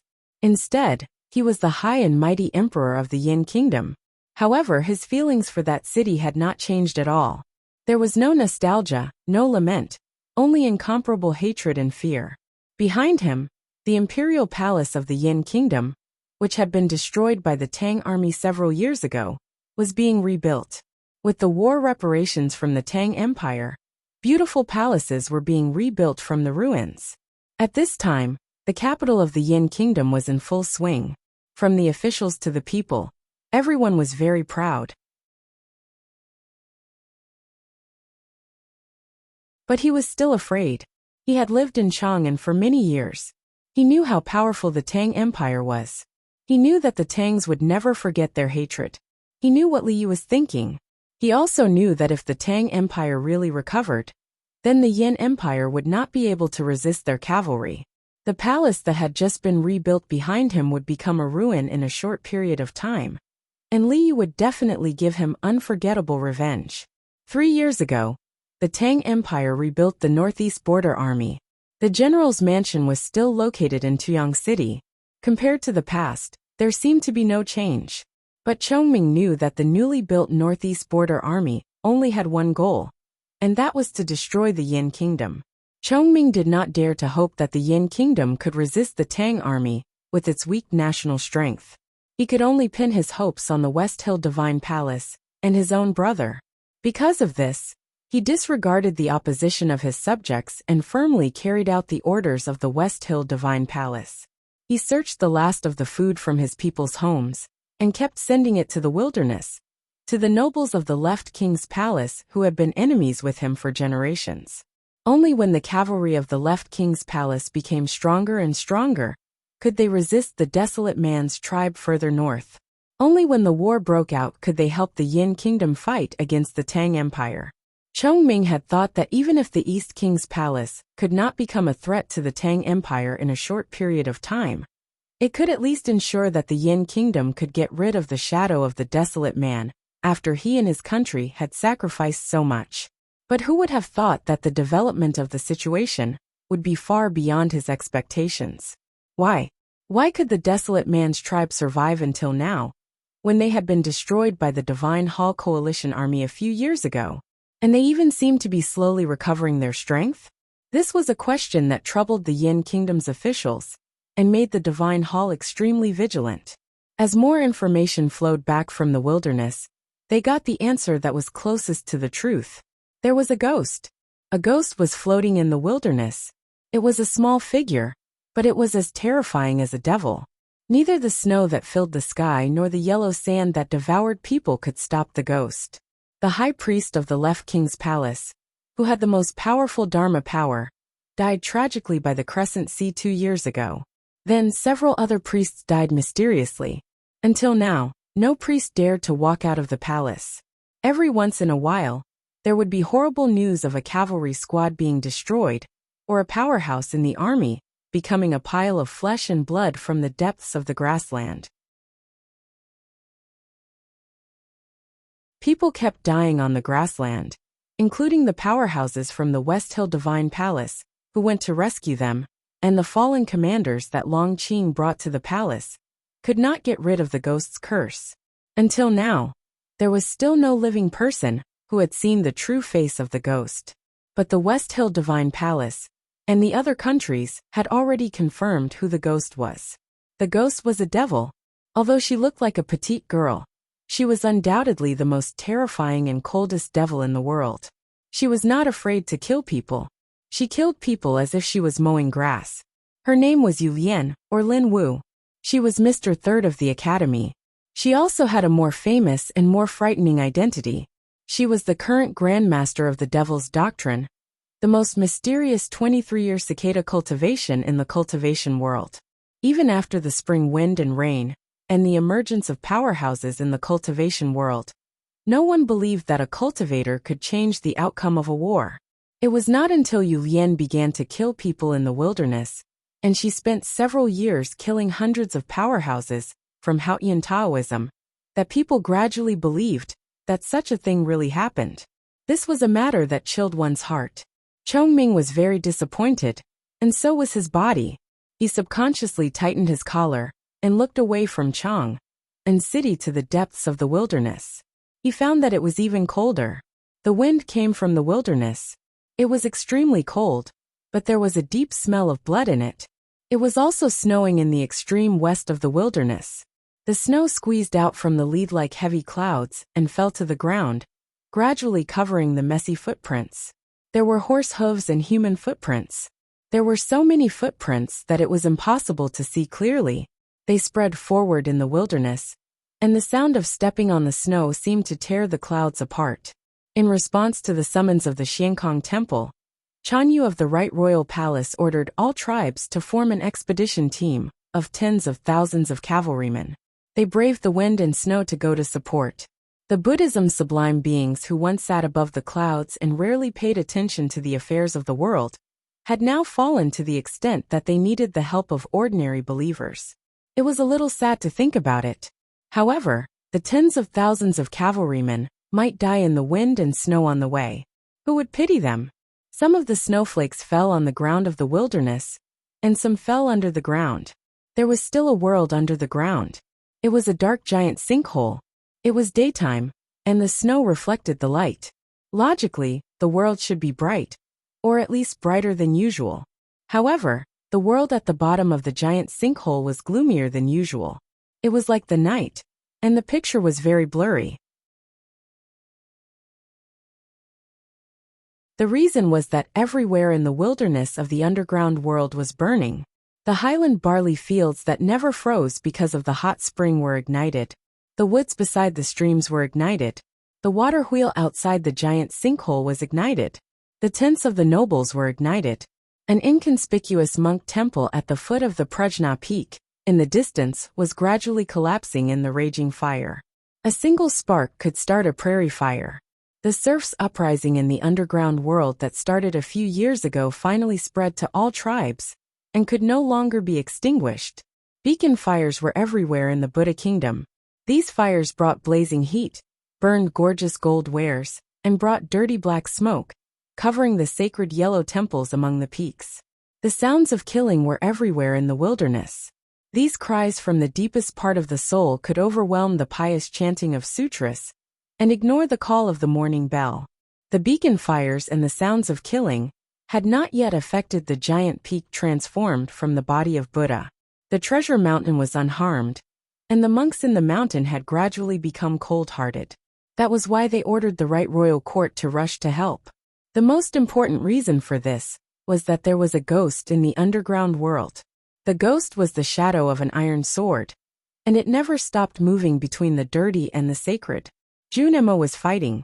He had been injured, badly injured, but he never stopped waving the iron sword. He had been fighting for a long time without sleep and rest for several years. He would not stop until he tore apart the light of Buddha and led the people out of hell. The capital of the kingdom of Song was next to the sea. It was early winter, but it was still relatively warm. Snowflakes fell from the sky and would melt after being blown by the sea breeze. It was hard to attract people's attention. Just like the man who was preaching in front of the square, he wore a very ordinary divine robe and held a West Hill scripture. He was no different from an ordinary divine priest. However, the content of his preaching was obviously different from that of the divine priests of the West Hill Divine Palace. Yisu looked at the dense crowd of believers and said, "Each of us has sinned. We have committed different sins, so we need to atone for our sins. If we want to atone for our sins, should we pin our hopes on the divine kingdom or ourselves? The great Haoyin will naturally respond to our call. But what have you and I ever done? Don't say that you can't do anything. It's even more unimaginable that you can't change the world. The world is made up of countless of us. As long as we can change ourselves, we can actually change the world. And it's the most fundamental change. We are seeing a man change a war, and a man change tens of thousands of years of injustice.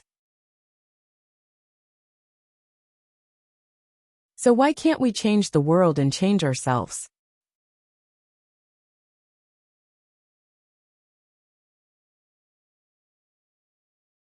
Chapter 1046.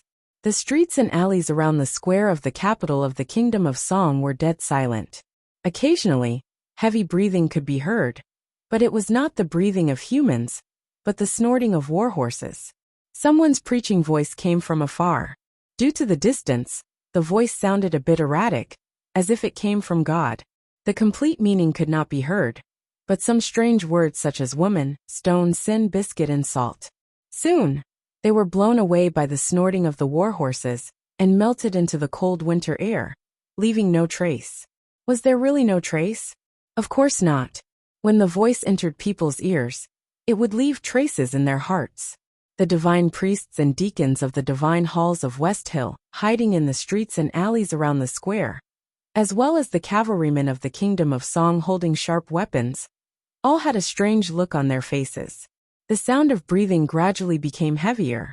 Hundreds of warhorses on standby, thousands of divine priests, deacons, and soldiers who were ready to attack at any time gradually converged into thunder in the quiet streets.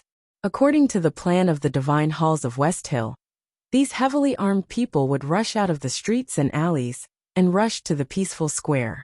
They would kill those traitors with their weapons and cut that preacher into pieces, setting off the first great climax of the destruction of the new stream. However, those divine priests, indifferent deacons, and pale-faced cavalrymen of the Kingdom of Song actually did not understand why so many devout followers of Haoyin would continue to listen to that blasphemer's preaching. Why were the followers of the new stream standing or sitting while listening to that preaching? Shouldn't they be kneeling? Why? Finally, the order came from the Taoist hall. With the heavy sound of the city gate closing, the capital of the Kingdom of Song became a dead city. No one could leave. Those who dared to ignore the ban of the divine halls and change their faith or support, or even sympathize with the new stream would be arrested. As for the preachers of the new stream, those blasphemers, they would be killed immediately. The wind blowing from the coastline also gradually became colder, unable to blow the snowflakes away. The snow on the streets also stopped melting and gradually accumulated.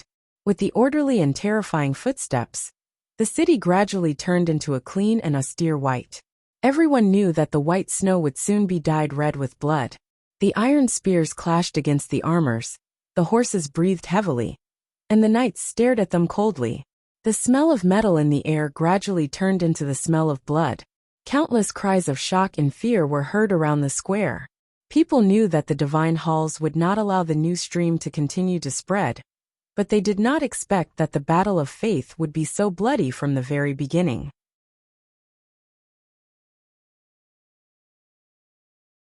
Those who sympathized with the new stream were driven to a corner by the deacons and cavalrymen of the divine halls of West Hill. The sound of iron rods hitting on flesh and blood could be heard everywhere, and the screams of the people could be heard everywhere. Naturally, most of all, the sound of crying was heard, cries of fear and despair. Blood was spilling in the crowd. Cold rebukes were heard constantly. The iron spears and the blades kept shining, and then there was a brighter light. It was the sword light. In the crowd, more than 20 disciples of the sword Garrett of South Jean Kingdom drew their swords at the same time. They inherited the swords of Liu Bai and Liu Yiqing and cut the anger that descended on the human world with an indomitable momentum. The anger of the divine halls slightly subsided. However, with the continuous influx of cavalrymen and more powerful Taoism cultivators joining the battle, the scene became more and more chaotic. 3 commanders of the cavalrymen of divine halls led their subordinates and broke through the blockade of the disciples of the sword Garrett. They rushed into the depths of the square. They did not pay attention to the crying followers of the new stream, but only to the calm man on the platform. As long as they could kill the blasphemer, who would continue to believe in those absurd and evil theories. Looking at the bleeding people, the crying mothers holding their children in their arms, and the white-haired old men who were full of fear, Yisu showed deep sorrow in his eyes. However, it was strange that he also felt pity and sorrow for the cavalrymen of divine halls who were rushing toward him. Chun Pippi walked onto the platform and was ready to leave with his senior brother. They had experienced such things many times during their escape from the South Jean Kingdom. Today seems to be the last day. Yisu reached out and patted him on the shoulder, signaling him not to pack in a hurry. Then he looked up at the falling snow and said, "But why did the headmaster do this?" During the escape, the carefree young man's temperament and the flesh on his body gradually disappeared. Chun Pippi said, "It's not the last until the last." His expression was so serious. His eyes were full of exhaustion, but there was no hesitation in the depths of exhaustion. Only this sentence showed that he was still the old Chun Pippi. He believed in what was right and was willing to work hard for it. Most importantly, what made Ning Ke admire him the most was that he was still optimistic in the face of a desperate situation. It's different. Yisu no longer looked at the sky. He looked at the increasing number of cavalrymen around the square and those powerful Haotian Taoism powerhouses. He said calmly, "Today's battle array is too big. These people can't stop us from leaving." Chun Pippi walked to him and looked at the approaching cavalry commanders and the murderous cavalrymen of divine halls. He said, "They are going to die soon." A few years ago, he was seriously injured, and his ocean of qi and mountain of snow was locked by Sang Sang. He was already a useless man, and was no match for any of the powerhouses of divine halls here today. But he said it calmly and matter-of-factly. Of course, it was the Academy's matter-of-factly. However, after saying this, his expression changed slightly, because he saw the crowd gradually separate, and a girl was slowly walking toward the wooden platform. She was Xiaoyu from the South Sea, his former fiancée. The once proud and powerful girl from the South Sea was still powerful, but her pride had completely sunk into her bones. She wore a divine robe, and her aura was calm and cold. She was a powerhouse in the knowing destiny state. Those disciples of the sword Garrett could not stop her. No matter how hard the sword was, it would turn into scrap iron when it met her hands. The girl from the South Sea stopped when she was 200 feet away. She quietly watched the 3 cavalrymen of divine halls leading the unstoppable cavalrymen forward. She looked at Yi Su with a complicated expression. There was admiration, fear, hatred, and contempt in her eyes. She knew that one of the most outstanding traders in the history of Haotian Taoism was going to die soon. She looked at Chen Pippi with a complicated expression. But no one could tell what she was thinking. A cavalry commander rode to the front of the platform. His momentum was as fast as thunder. His blade broke through the air and fell. The talisman lines on the blade suddenly lit up and slashed down with endless chi of heaven and earth.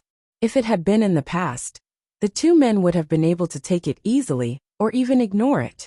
Yi Su and Chen Pippi were the most famous names in Haotian Taoism in the past 20 years. Neither Yi Hongyu nor Long Qing were qualified to be mentioned in the same breath as them. These 2 men were the real geniuses of Haotian Taoism. But now they had betrayed Haotian Taoism. Maybe it was for this reason that Haotian took away all their cultivation. That was what the cavalry commander thought. He had the cultivation of the upper see-through state. With the help of the talisman on his saber already had the power of the knowing destiny state. How could he not be able to kill 2 disabled people? At this moment, an iron cudgel flew from the sky like a hill.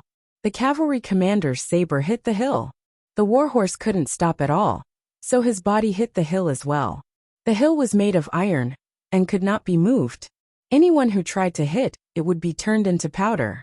The cavalry commander's blade turned into powder, his body turned into powder, and his warhorse also turned into powder. The powder with a metallic luster, and the blood-red meat powder spread on the square with a bang. They mixed together and began to emit a strange luster. The noisy and chaotic battlefield suddenly became quiet at this moment. The cavalrymen of Divine Hall who were charging toward the platform pulled the reins desperately. The deacons who were fighting stopped in shock and looked toward the source of the sound. The dust gradually settled, and the snow fell again. No matter what kind of powder it was, once it fell on the ground and mixed with the snow, it could not be seen anymore. The sight became clear, and a petite figure appeared. The animal's skin slightly shivered in the cold wind, just like the strands of hair on her cheeks.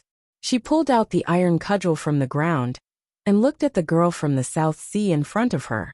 Tang Xiaotang. Xiaoyu looked at the figure and said. There seemed to be flames burning between her lips and teeth. Then she looked at Chen Pippi with deep eyes full of sadness and anger. Tang Xiaoting looked at her and said seriously, "If you dare to look at him like this again, I will definitely dig your eyes out." Xiaoyu's voice was extremely cold. "Why?" Tang Xiaoting said. "I said a few years ago on Peach Mountain that he is my man." She said it as if it was a matter of course, just like what Chen Pippi had said before. Of course, it was still a matter of course for the academy. Although he came from Taoism and had the most noble and talented bloodline, and she came from the devil's doctrine and had the most evil and domineering bloodline, they were both from the academy after all. There was a dead silence on the square. Only the groans of the wounded and the cries of the dead could be heard. Looking at Chen Pippi and Tang Xiaoting standing together, the girl from the South Sea gradually calmed down, and a faint self-deprecating expression appeared in her eyes. "What's the point of dying together? The Abbey Dean is still waiting for you on Peach Mountain," she asked Chen Pippi. Chen Pippi explained seriously. Ning Ke once said that when the golden wind and the jade do meet, it is better than countless things in the world. I am the golden wind, and she is the jade dew. Xiaoyu was slightly stunned and said sadly, "It is indeed a good poem." Chen Pippi looked at her and said with a smile, "Actually, what he said next is more in line with what I want. He said that what he wants is to last forever. So today can't be our last day. You should know whose will it is. My father? I don't think his will necessarily be carried out. This is Haotian's world. The Abbey Dean carries out Haotian's will. No one can change it. I am his son and senior brother is his disciple. We may not be able to change him, but I think there is someone in this world who can." "Who?" Ning Quebec Chen Pippi said very seriously. "That guy. Even Haotian is not his match. How can my father be his match? Ning Ke is far away in Chang'an. He doesn't dare to leave the city, so he can't change what happened here today. Xiaoyu looked at him quietly, and then raised her right hand. The wide sleeves of her divine robe slowly fell down, revealing her smooth and white arm. It was quite beautiful. Tang Xiaoting looked at Chen Pipi and said, "Don't look." Chen Pipi widened his eyes and said, "I'm just a little shocked. Isn't her family always dark? Why are they so pale now?" She said it when she shouldn't have said it, because she was nervous. Xiaoyu raised her right arm, and the cavalrymen of the divine halls of West Hill were ready to attack again. Chen Pipi said he believed that Ning Ke could change everything, but he didn't really believe it. He was just bragging out of habit and trying to save his friend's face. He looked at Yi Su and confirmed a fact. "Senior brother, it seems that you have really achieved Taoism. Why do you say that? Because you can predict the future." "What? You just said this is the last day." Yi Su smiled and said, "This is my last day." Chen Pipi said, "Then it must be mine." Judging from the situation, Tang Xiaoting was not afraid of Xiaoyu. The disciples of the sword Garrett were still fighting fiercely and should be able to protect them. But the two brothers knew that this was really the last day, because this was the Abbey Dean's will. That man was the teacher he respected the most, his father. They knew very well how powerful and terrifying that man was. Even though he was a cripple with his ocean of qi and mountain of snow destroyed like the two of them, he could still overturn the world with a single thought. The Abbey Dean would never make a mistake, except when facing the headmaster of the academy. There were definitely more people in the Kingdom of Song today. There must be others who were preparing for the final harvest. The atmosphere was depressing at first, but then it became gloomy and horrible with Chen Pipi's silence and the moans of the wounded. Even the falling snow slowed down a bit. "We ourselves are the path, the truth and life." Yi Su looked at the confused and painful followers and said slowly, "Follow your own path, and you will walk out of the dark valley and get the greatest joy." As he said this, the snow suddenly fell. A crack appeared in the snowy clouds above the capital of the Song Kingdom. Sunlight shone down and fell on him, gilding him with a layer of gold. The followers of the new stream were shocked speechless, and then knelt down. The path, the truth and life? There was a small courtyard between several inconspicuous buildings. Prince Long Qing stood in the courtyard with his hands clasped behind his back. He listened to the voices coming from outside the wall, and seemed to be thinking. There were dozens of piles of firewood on the ground behind him. They were very dry and gave people a feeling of holiness. Not a single snowflake dared to fall on them. The flames of the firewood should be very high. He actually wrote it. What a surprise!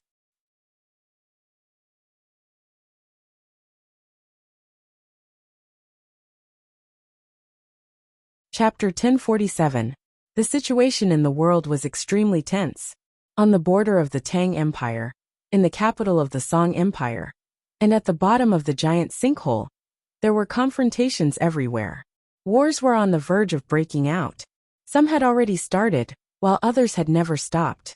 The people in the world pinned their last hope on the invoice sent by the Tang Empire, hoping that they could reach an agreement with the divine halls of West Hill.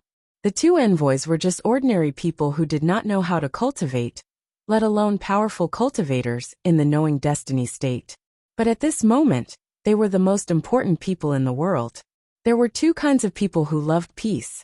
One was afraid of war, and the other was worried that they could not win, so they loved peace temporarily.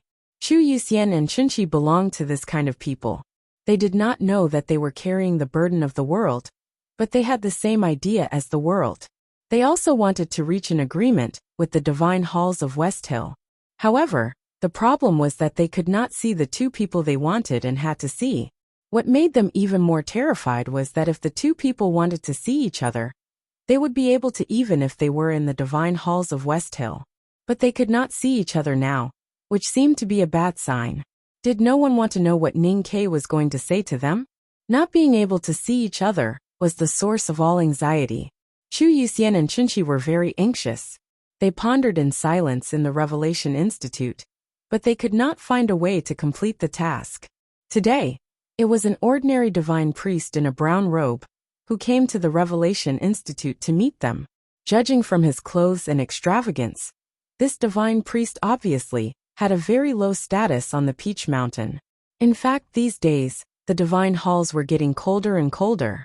After Chu Yuxian and Qinshi refused to talk to Zhao Nanhai, the divine priests who talked to them became lower and lower in rank. I'm just a nobody, so I'm not the one you want to see. The divine priest in a brown robe looked at the two and said, So who do you want to see? Judging from this question, the divine halls of West Hill were getting impatient, or less curious. They even wanted to tear the window paper. At this point, it was meaningless to hide. It was better to have a try, even though it might be in vain. Chu Yuxian thought for a while, looked at the divine priest in a brown robe, and said seriously, We want to see Yi Hongyu very much. The brown-robed priest was not surprised and asked with a smile, Why? When they were almost assassinated in Qinghe Prefecture, Chu Yuxian and Qinshi had already guessed what Gu Changel had guessed. Therefore, they were not surprised that Gu Changel was not surprised. The Taoist sect has no faith. To be precise, Mr. 13 only believes in the divine priest of judgment. All right, that's a more reasonable explanation. The brown-robed cleric calmly said, I will report your thoughts. As for whether or not they will make arrangements, that is not something I am responsible for. After saying this, the people from the Divine Hall left the Revelation Institute. Just like this sentence, Chu Yuxian and Qinshi were irresponsibly forgotten again until dusk. Standing on the stone steps in front of the Revelation Institute, Qinshi looked at the fallen peach blossoms and imagined the three arrays hidden in the mountain path and peach bushes. He said, Even if the Divine Hall can resist my army, everyone outside the array will be killed by Mr. First. Chu Yuxian asked, So you are puzzled by the Divine Hall's reaction? No, what I don't understand is the attitude of the academy. Chen 7 shook his head and said, Why is Ning Ke in such a hurry to negotiate with Taoism? What is he afraid of? The sun was setting, and the twilight was as red as blood. The two were silent with a heavy heart. At this moment, they finally received a reply from the Divine Hall, which was a congratulation. Tomorrow morning, the Hierarch Lord would summon them in person. The Divine Hall had arranged a very grand ceremony for this negotiation, and the Divine Priest of Judgment, whom they wanted to meet, would also be there. After the banquet, Chu Yuxian and Chen 7 returned to their room and looked at each other without saying a word, just like when they were looking at the peach blossoms in the twilight. Their hearts were still heavy. Tomorrow, the Hierarch Lord and thousands of divine priests and deacons would be in the Divine Hall. How could they talk to Yi Hongyu in private in front of so many people? Or we don't have to talk in private. Chen 7 suddenly said. Chu Yuxian was confused and asked, What do you mean? After a moment of silence, Chen 7 said, We are only responsible for telling Ning Ke's words to her, no matter what the occasion is, as long as she can hear it.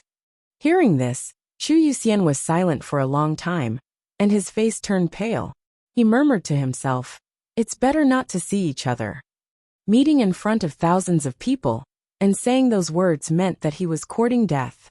He raised his head, looked at Qinshi, and said with a sigh, You are really cruel. Ning Ke chose them to pass the message to the Divine Hall, because of Chen Vii's plan, and Chu Yuxian's unscrupulous behavior. But now it seemed that Chen 7 was better at cruel means. Just as Chu Yuxian said, he was cruel to both others and himself. Chen 7 said, If thousands of people heard those words, it might be more effective. Chu Yuxian's mood was a bit complicated. How could he be happy when he saw himself running on the road of death? But he had already been aware of this when he left Chang'an.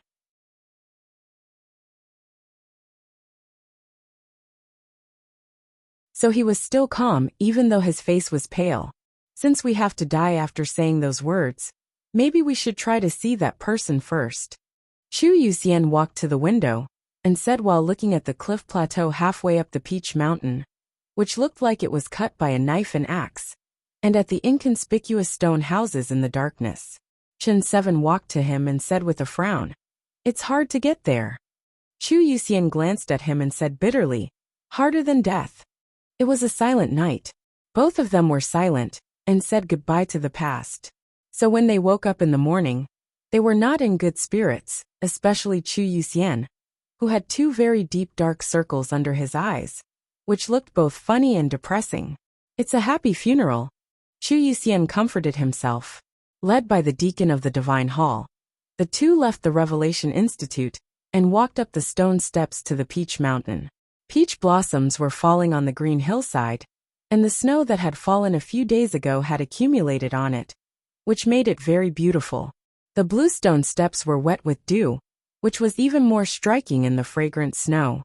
It didn't take long before they saw the white Divine Hall on the top of the mountain. The morning light shone on it, and the holy aura was spreading. Chu Yuxian and Chen 7 looked at each other, and suddenly turned around, and ran to somewhere on the cliff plateau.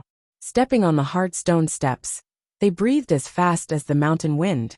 They ignored the deacon's panicked cries, and the cavalrymen of the Divine Hall, who were chasing after them. They swung their arms and opened their mouths, and ran desperately to the depth of the cliff plateau. It was really a mad dash that burned their lives. The two people, who were already prepared to die, burst forth with an unprecedented speed in this early morning. They were like two fleeing rabbits, passing through the grass, and even their figures became blurred with a whooshing sound. The Divine Hall's reaction was a little slow. The deacon and the cavalrymen didn't catch up until they reached the middle of the cliff plateau.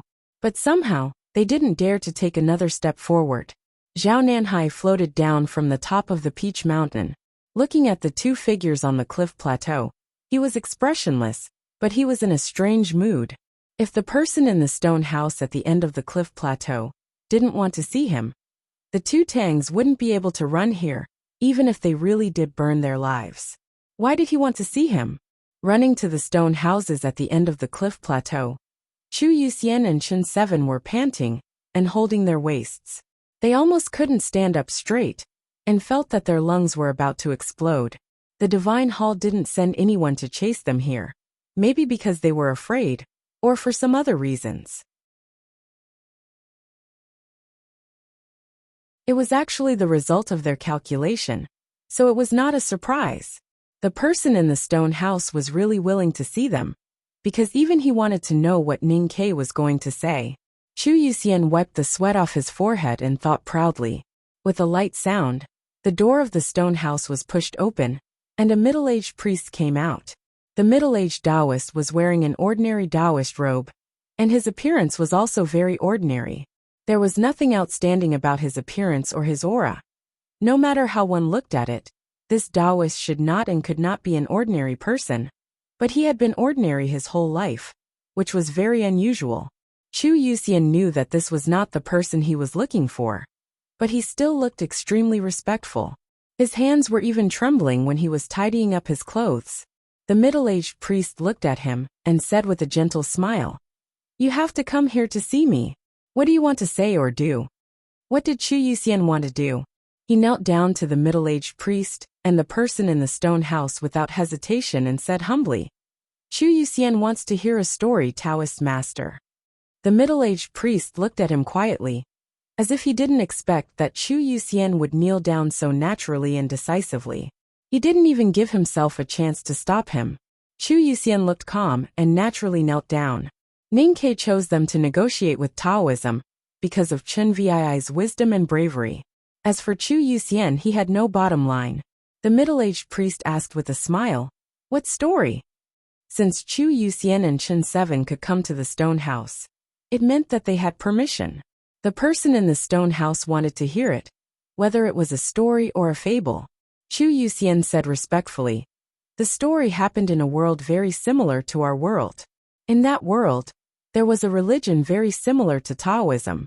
The god of that religion was called God, who was omniscient and omnipotent." As the morning light faded, Chu Yuxian's mouth became drier and drier, and his voice became hoarse. Finally, he told the long story briefly. The middle-aged priest looked at him quietly, and then looked back at the stone house.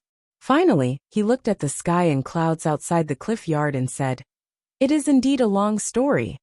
The past and present of Christianity, the rise of Protestantism, and the retelling of history, no matter how simple it was bound to be long. 2,000 years of history were condensed into a story." Looking back at the end of the story, Those bloody religious wars were indeed a bit ridiculous. Chu Yuxian bowed his head respectfully. The middle-aged priest thought about the beginning and ending of the story, the cooperation and disputes between the royal family and the believers, and the distribution of interests, and found the story more and more interesting. I heard that Mr. 13 told many stories to Haotian.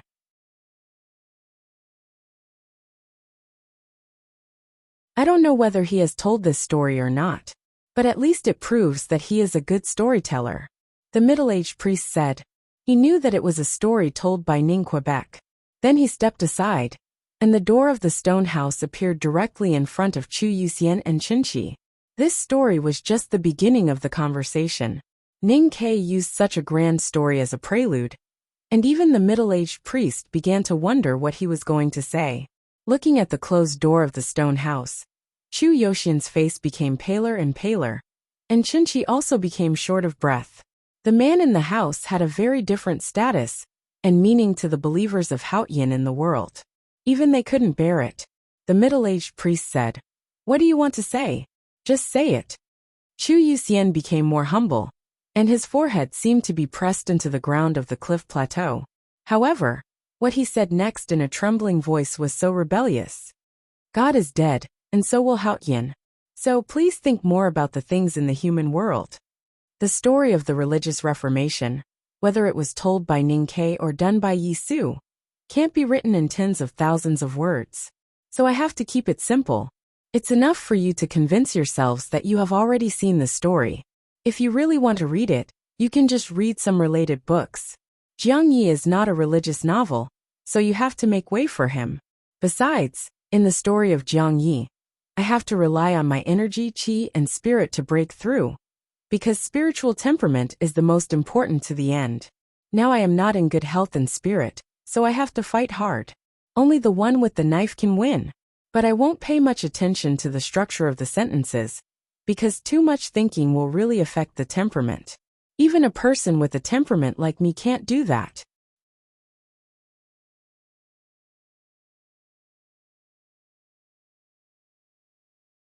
Chapter 1048. God was dead. Haotian would die too. The first sentence had once resounded like thunder in a certain world, shattering the dark sky, and waking up countless ignorant people. The latter sentence should have had a similar effect when it appeared in this world. Unfortunately, only 4 people heard it when it first appeared. The only thing that made it less regretful was that the person in the stone house heard it. The story Chu Yuxian told was Ning Ke's story. He didn't even know what the story was about, but he recited it very carefully according to Ning Ke's instructions, and didn't miss a word. After hearing the story, the middle-aged Taoist sighed with emotion. When he heard the last 2 sentences, his expression finally changed, but the stone house was still quiet. Chu Yuxian was prepared for this. He suppressed his uneasiness, and continued to repeat Ning Ke's words, regardless of the other person's reaction. Those were the words Ning Ke wanted to say to the world, and the person in the stone house. It's better to make progress together than to be destroyed together. There is no eternity in the world. Before Haotian appeared, there was no Haotian. Then why can't there be Haotian? Before Haotian there was Taoism. Taoism wanted to protect the world, so there was Haotian. So the academy and Taoism should be the same. Chu Yuxian lowered his head as he spoke. His voice was getting lower and lower, because he vaguely understood what Ning Ke meant. He felt that Ning Ke's words were too shameless. As the repeater, he couldn't take it for granted like before. Sweat dripped from his forehead and fell on the ground in front of the stone house. But it didn't splash because it was too close to the house. Since we are the same, why do we have to fight to the death? For 1,000 years, the Abbey Dean had been the strongest in Haotian Taoism. However, Haotian had to die, so Haotian Taoism had to choose a new path. Such a great change had never happened in 1,000 years, and only a wise man like the Abbey Dean could handle it. Even if you have reservations, why can't you wait for 2 more years? Yi Su is your student. If he becomes a sage, you will be the sacred teacher. Chen Pipi is your son. If he becomes a sage, you will be the sacred father. When Taoism embarks on a new path, you will be the sacred teacher, sacred father and sacred lord. Why can't the 3 sages be one? It was very quiet on the plateau, except for the mountain wind and Chu Yoxian's voice. No one in the stone house agreed or disagreed, but just listened quietly. Chu Yoxian's voice was getting lower and lower, but his words were getting smoother and smoother. In the end, he even added his own words subconsciously. One is your most promising student, and the other is your biological son. Dao sect. Isn't it actually your family's business? We're all family, can't we just talk it out? After saying this, Sage Chu Yukai found that he had said too much. His face instantly became paler, but his sweat suddenly stopped. He felt that the wind in the cliff was a little cold. The next moment, he found that he was still alive, and he could not help but feel lucky. He decided that if he could go to the Divine Hall later, he would keep his mouth shut and let Qinqi do all the talking. After listening to Ning Kei's words, the stone house was still quiet. The middle-aged Taoist waved his hand and signaled Chu Yuxian and Qinqi to leave the plateau. The two had completed their task, so they did not dare to stay any longer. They retreated toward the mountain path like restless rabbits. With a squeak, the door of the stone house was opened again, and an ordinary wheelchair slowly rolled out. An old man was sitting in the wheelchair, covered with a gray blanket. The man in the wheelchair had lived for more than 1,000 years. According to the time, he was already old. But in fact, when he occasionally appeared in the human world, he did not look old. Until the battle in Chang'an, when he was sealed by Haotian in his snow mountain and ocean of qi, he aged at a speed visible to the naked eye. His hair turned white, and his eyebrows became softer and softer. But no matter how old he was, even if he was now a cripple, as long as he was alive, he could hold Taoism tightly in his hand, and he was the most terrifying opponent of the academy. In Ning Kei's eyes, the Abbey Dean was far more important than the drunkard and the butcher. It was not because of the unimaginable divine sense that the Abbey Dean had shown, but because he was the Abbey Dean. The human world belonged to the headmaster of the academy, and the headmaster of the academy. But the Abbey Dean had always been there. This fact itself proved many things. The middle-aged Taoist pushed the wheelchair to the edge of the cliff. The Abbey Dean quietly looked at the flowing clouds outside the cliff, and the remaining snow in the green mountains. He said slowly, Ning Kei has been trapped in Chang'an for half a year. Many people think that he did nothing but repeat what he did last time. But in fact he has been thinking, and this is what he has done. Yes, Ning Kei had been thinking. He had been thinking about how to solve the problems in the human world, and then solve the problems in the divine kingdom. Finally, he came to the conclusion that to solve the problems in the human world, he had to convince the Abbey Dean. Not to defeat or kill the Abbey Dean, but to convince him. He believed that the Abbey Dean could be convinced, because the Abbey Dean was not the drunkard or the butcher, nor was he a rotten monster tortured by the obsession of existence. In his eyes, the Abbey Dean was a man who had broken away from the vulgar taste, a man with high aesthetic standards, and a man with a strong heart.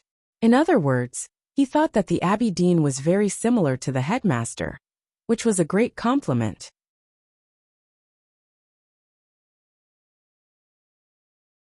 Through the teachings of the headmaster of the academy, Ning Kei had lived in the Buddha's chessboard with Sang Sang for countless years, and had a much deeper understanding of faith than before. He knew the origin of Taoism and Haotian. Therefore, he was sure that the Abbey Dean was not one of those foolish women who cried bitterly at the sight of the divine light. The Abbey Dean's piety was not in Haotian, but in his belief. That belief was the biggest secret of Taoism since ancient times. Haotian guarded the world. The world was the root, and it was what Taoism wanted to protect. Whether it was the gambler who founded Taoism, or the Abbey Dean who ruled Taoism, Haotian did not have the innate divinity in their hearts. Therefore, Ning Kei tried his best to tell the Abbey Dean the story, and the last two sentences. He knew that the Abbey Dean did not need him to remind him, but he wanted to remind him. When God died, Haotian could also die. In that world, there was the new stream, and Taoism could also embark on a new path. The old world waved goodbye, and the new world appeared. As long as Taoism took the initiative to embrace this trend, it could still have its own position in the new world. Taoism could still protect the world, but in a different way. Ning-Ke wanted to remind him that the world itself was much more important than Haotian. This was not only the Academy's view, but also the most essential belief of Taoism. Then why couldn't the Academy and Taoism be on the same path? Ning-Ke chose the Abbey Dean to talk to because he knew that the Abbey Dean could understand him. He knew that the Abbey Dean was wise enough. And the Abbey Dean was a truly great man. Only a truly great man could make such a great decision.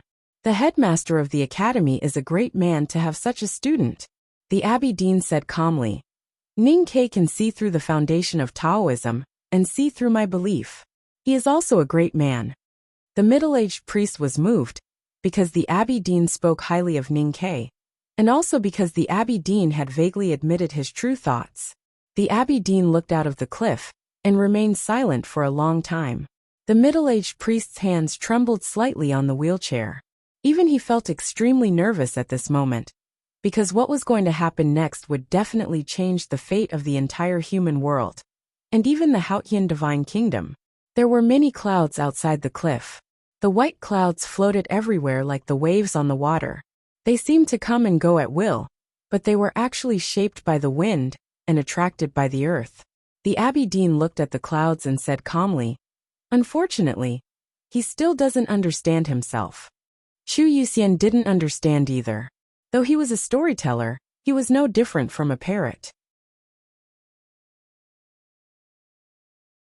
He didn't know who God was, what the crusade was, what was the relationship between that religion and Taoism, and what was Ning-Ke trying to say to the Abbey Dean. How could Haotian die? After leaving the cliff plateau, Zhao Nanhai and dozens of cavalrymen of the divine halls were waiting for them. The situation was a bit tense, but Chu Yuxian was not afraid. He pointed at the small stone houses and said, "I can get there, so it's not a mistake. I can come back alive, so you can't kill me." Zhao Nanhai looked at the small stone houses in silence. No one knew what he was thinking, but he did nothing in the end. He led Chu Yuxian and Chunqi to the top of the peak.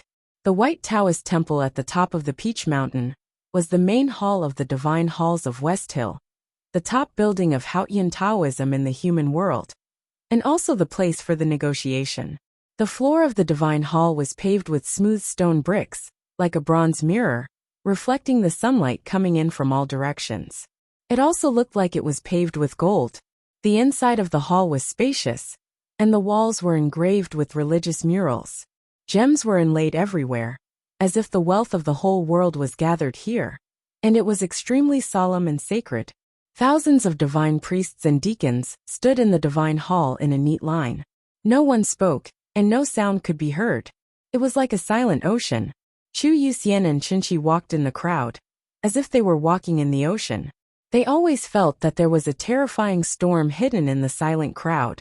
After walking for a long time, they finally arrived in front of the high platform, in the deepest part of the divine temple. On the platform, there was a light screen that looked like a waterfall. On the screen, there was an extremely tall godlike figure. That figure's voice was like thunder, and it had a terrifying divine might. The tall figure used to be called the most mysterious person in the cultivation world, together with the Devil's Doctrine's 23-year cicada cultivation.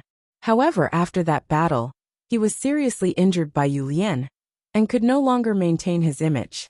During the Right to Light, he was shot by Ning-Ke, which made his position in the hearts of Haotian's believers in the world plummet. But he was, after all, the hierarch of the Divine Halls of West Hill, a peerless powerhouse who had surpassed the 5 states and successfully reached the Tianqi state. He was also recognized by the Abbey Dean as the leader of Haotian Taoism. Chu Yuxian and Chunqi maintained enough respect for the tall figure. They were meticulous in saluting and worshipping, and there was no fault to be found.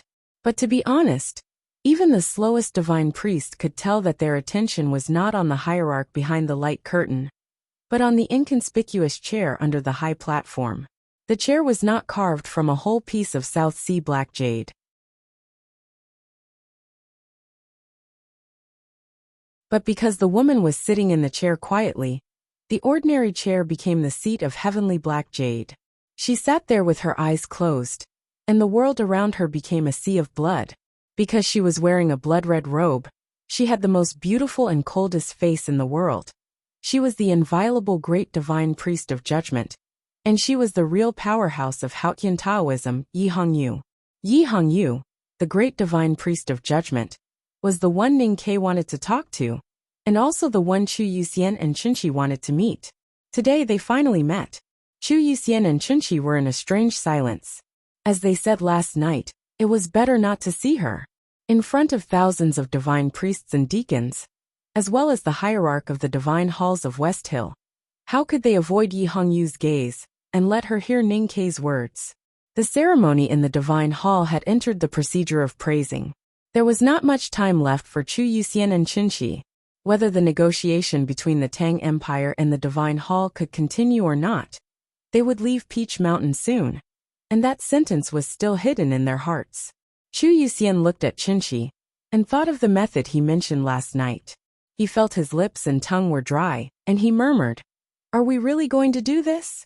Chunxi stared at Yi Hongyu and said, "What else can we do?" Chu Yuxian was silent for a while, and finally summoned up the courage to take 2 steps forward with difficulty, attracting the attention of the people in the hall. Then he coughed and interrupted a red-robed divine priest. "We have something to talk about." Because of nervousness, he looked at the people in the divine hall and said in a hoarse voice, "We have come with the will of peace. Shouldn't you let us talk?" Thousands of divine priests and deacons in the hall looked at him expressionlessly. Their red, purple, and black robes were like the sea of different colors, silently but blowing on his face, and became a kind of pressure that made Chu Yuxian feel difficult to breathe. At the same time, Chunxi also took a step forward. The atmosphere in the hall became even more tense and depressing, but Chunxi seemed to feel nothing. He looked at the ordinary chair in the distance and the sea of blood, and said calmly and firmly, "Would you like to listen?" The negotiation was a joke. If there was a negotiation, it would have been finished in front of the stone house on the cliff plateau. She closed her eyes and seemed a little tired. Even though she heard the question, she still did not open her eyes. Chunxi stared at her and said in a hoarse voice, "Everyone knows. Ning Ke wants to talk to the world. In fact, he just wants to talk to you." Yes, everyone knew that if Ning Ke wanted to talk to someone, the great divine priest of judgment would be one of them. The hierarch knew it, Zhao Nanhai knew it, the divine priests and deacons in the divine halls of West Hill, and even the servants knew it. That was why Xiong Chumo wanted the 2 Tangs to die in Qinghe Prefecture. That was why they could not meet Yi Hongyu on Peach Mountain. At this moment, in front of thousands of divine priests and deacons, in front of countless powerhouses, they finally saw Yi Hongyu. They wanted to talk to her, even if they would die in the next moment. Even if they had to die, they wanted her to hear what he had to say.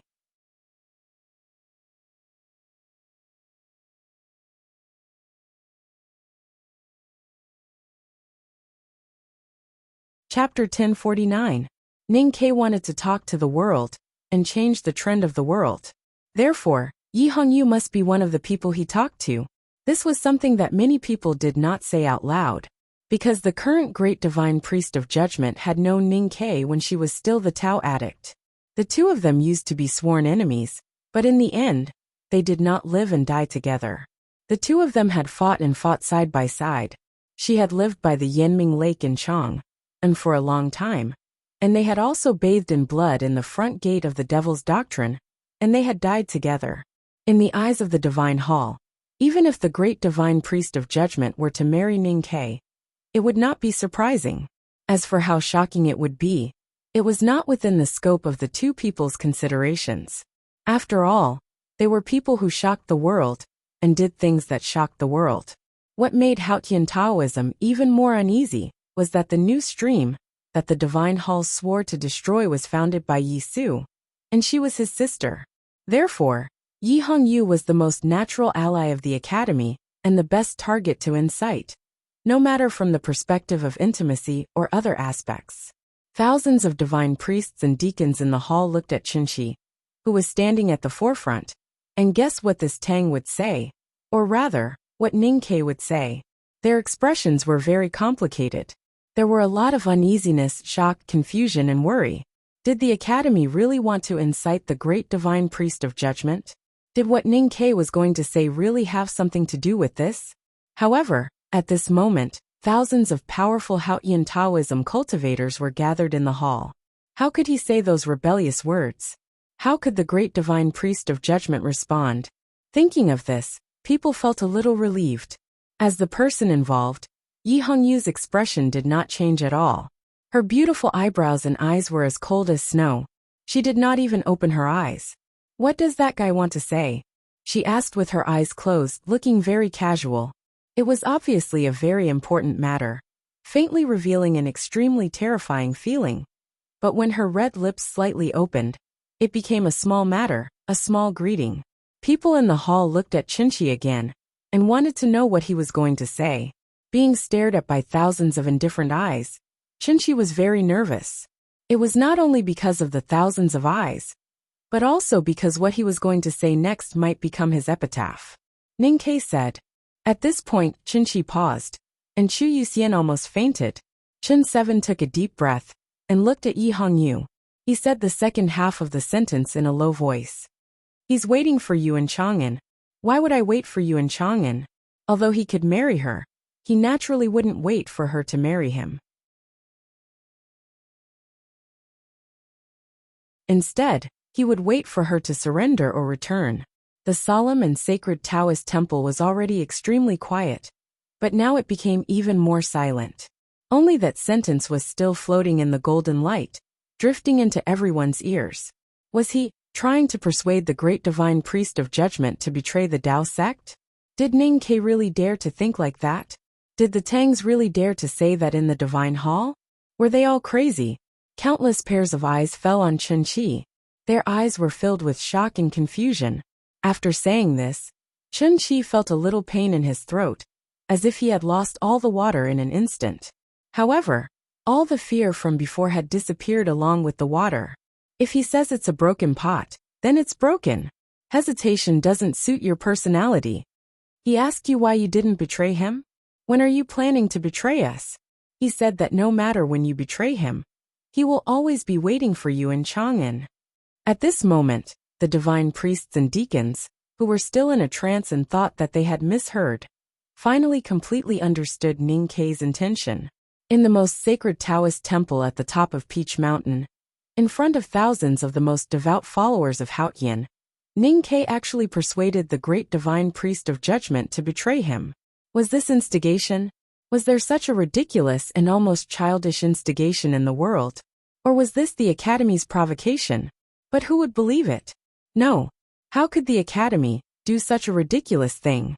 The divine priests and deacons, who had an absurd expression on their faces, suddenly thought of a terrifying inference. Ning Ke wanted to say these words in front of thousands of people. As long as the world could hear it, he would have achieved his goal. This was not a conspiracy, nor was it an overt plot. It was not a plot at all. It was a sharp iron knife pointing at the most fundamental contradiction of the divine hall.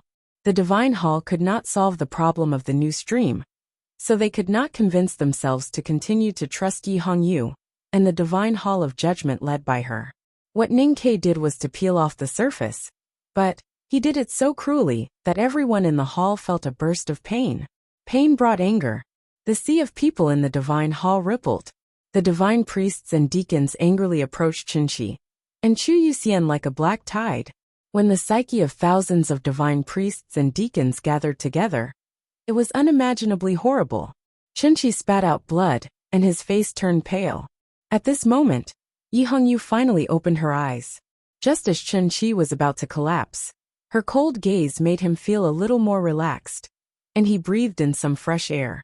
A destructive aura rose from the depths of the divine hall, like a hurricane on the ocean. It came to Chu Yuxian and Qinshi, and hit them in the face. At this moment, Yi Hongyu stood up and stood in the middle of the aura. The atmosphere in the divine hall was stifled, becoming abnormally tense. Hundreds of deacons of the judicial department in black emerged from the sea of people and stood in front of their angry colleagues like black bubbles. A thunderous voice resounded in the hall. "Apostate shall die." It was the voice of the hierarch lord, calm and full of unstoppable divine power. Yi Hongyu said calmly, Since you have started, why don't you finish it? It's always the most painful thing to hear a story halfway. What's the harm in listening to it? Thousands of divine priests and deacons in the hall looked at each other and did not know what to do. Would Taoism really split today, just because of what Ning Ke said from thousands of miles away? The hierarch lord said slowly, "It's a blasphemy to hear such words. I just want to hear what else Ning Ke has to say.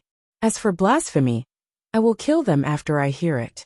Then there will be no blasphemy," Yi Hongyu said calmly as an explanation. The hierarch lord's silence was a kind of acceptance. Yi Hongyu looked at Qinshi and said calmly, "Go on."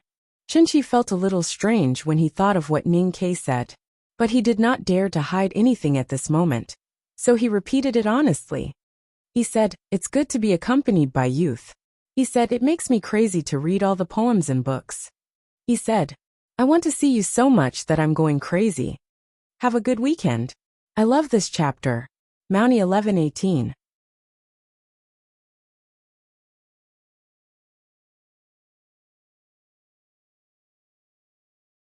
Chapter 1050. My good friend Hoodlum finally came to our Jianghu. His Legend of the Ranger of the Three Kingdoms was also a classic of the Three Kingdoms. The plot and characters were very unique. How could it be wrong to write the heroine as a woman? I believe many of my old comrades still remember it. I sincerely recommend my brothers and sisters to have a taste of it. The title of his new book is The Battle of the Three Kingdoms. The book number is 303-2615. He said that you have to break the jar. It's not your character to hesitate. He asked you why you didn't betray him. When are you going to betray him? He said that no matter when you betray him, he will always be waiting for you in Chang'an. He said, "It's good to be accompanied by youth." He said, "It's good to read all the poems." He said, "I want to see you so much that I'm going crazy." It was quiet in the Taoist temple, as if it was the deep winter. Yes, it was the deep winter outside the temple. But how could the winter enter the temple? Only Chen Vi's voice was floating around. The first 3 sentences were still floating in the air, but the last 3 sentences came again. It was like the waves behind pushing the waves in front, tearing the quiet space apart, and hitting the stone wall full of religious murals. The murals smashed into pieces, but thousands of divine priests and deacons in the temple were covered with snow and froth. Ning Ke's words were as stiff as iron and frivolous. It was a matter of course for them to be together. It was the Academy's matter of course. I am waiting for you in Chang'an, and you will come. This was the only logical result, and it was bound to happen. Taoism worshipped Haotian, and the new stream was seriously shaking the foundation of Haotian. No matter what Yi Hongyu did, she could not solve the fundamental conflict between them. Therefore, the new stream must be destroyed, and Yi Su must die. Since Yi Su would die, she would betray him. She would betray Taoism sooner or later. It was better to betray sooner than later, because the betrayal earlier could give Yi Su and the new stream a chance of survival. In fact, many people knew this, including Yi Hongyu herself. However, no one in Taoism thought about it, as if the crack on the sun did not exist if they did not look at it. At this moment, Ning Ke said a few rude words. Chun 7 and Chu Yuxian perfectly understood his intention and used a more rude way to make his words resound in the divine halls of West Hill at the cost of their lives. These words were like a rude man tearing off the clothes of a weak woman. He tore off the sacred blood-colored robe covering her body of faith and exposed the naked truth to the hot divine light of Haotian. He had pointed out the main point of the question and even answered it. Therefore, even if the thousands of people in the divine hall wanted to pretend that they didn't see it, they couldn't do it. These words of Taoism would master. Taoism of Taoism, Feng Taoism Shi, and Feng School. The hierarch stood behind the curtain of light. His tall figure did not tremble at all, but the curtain of light suddenly trembled and rippled with circles of light. Looking at the shaking curtain of light, Chu Yoxian's mind was also shaken. He and Chun 7 made the decision, so they were no longer afraid of death. But it did not feel good to know that they were doomed. Everyone looked at Yi Hongyu, waiting for her to make a decision. They were waiting for the first time in the history of the divine halls of West Hill to betray the great divine priest of judgment, and for the rupture of Taoism. People had mixed feelings. Some were relieved, some were anxious and scared, and some were curious. Obviously, the crowd was in an uproar, but there was no noise. She was the center of attention, but it seemed that she could not feel those eyes. She was still standing there quietly. What was Yi Hongyu thinking at this time? Was it good to have a young companion? She thought of many years ago, outside the front gate of the devil's doctrine in the depths of the wilderness. She thought of the iron chain that passed through the clouds and connected the land of death with the reality. She thought of the basket under the iron chain, and the young people inside and outside the basket. She squinted and looked at the distant sky outside the hall. Under the sky was the kingdom of song. Tang Xiaodong should be there, right beside her brother. Long Qing had disappeared for so many days, so he should be there too. She was in charge of the divine hall of judgment. Although she could not control Long Qing, Hengmu, and the others, she could find their whereabouts. However, the distance between the two places was too far. It would be too late for her to rescue them. Who was in the basket under the iron chain when it passed through the clouds and mist? Besides Ning Kai, there was Emo Shanshan, where was the former calligraphy addict, and now the queen of the great river kingdom. Yi Hongyu smiled. She seemed to have thought of something, but it was meaningful. The young people in the past had all become great people. She was the youngest great divine priest of judgment in the history of the divine halls of West Hill. Ning Kai had become the spokesperson of the academy and the Tang Empire. And now he was attacking her. Yes, she was very clear that the 6 sentences that seemed to be floating in the hall were the dark iron cutlass in Ning Kai's hand. The first 3 sentences, and the last 3 sentences were all shocking. I always thought that Ning Kai was the shame of the academy.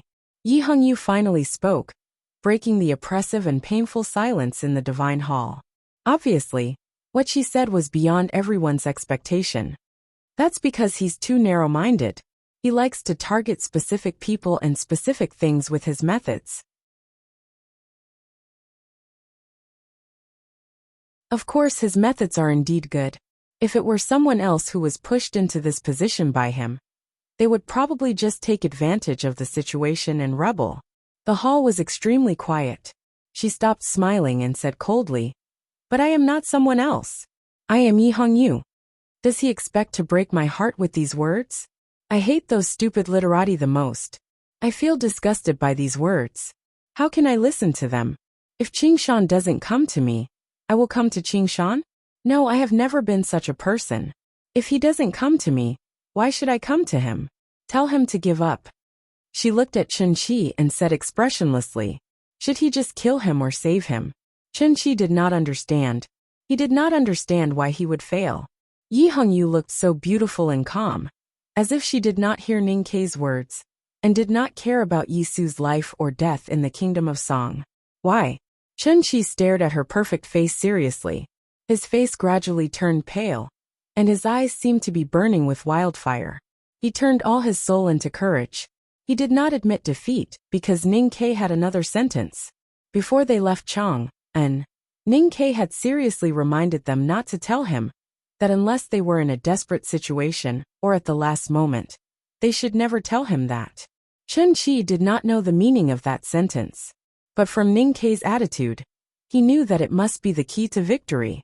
So why should he not use it? Ning Kai said one last sentence. Chen Qi stared at Yi Hongyu's eyes and said. Yi Hongyu looked indifferent. "That person is Xiong Chumo." Chen Qi's voice was a little hoarse.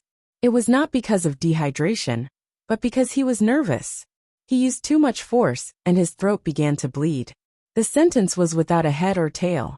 Thousands of divine priests and deacons in the hall could not understand what it meant. That person was Xiong Chumo? Who was she? Who was Xiong Chumo? Chen Qi did not understand it, so did the others. In the divine hall, among the crowd, only 2 people understood the meaning of this sentence, because they were the 2 people involved in that incident. The light curtain stopped shaking, and the hierarch's figure gradually became deep. Yi Hongyu stood in front of the light curtain, and her expression gradually became serious.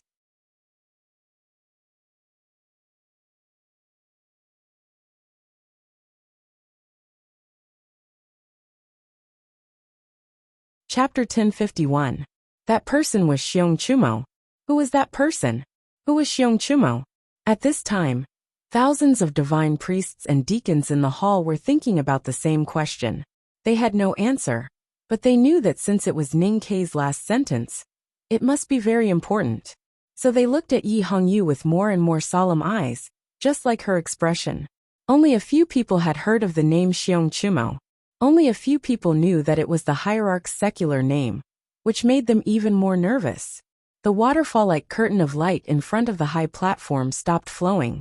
It was as solemn as a silent wall. The tall figure behind the wall became more and more imposing. A strong aura spread out in all directions. There was no killing intent, only a divine majesty.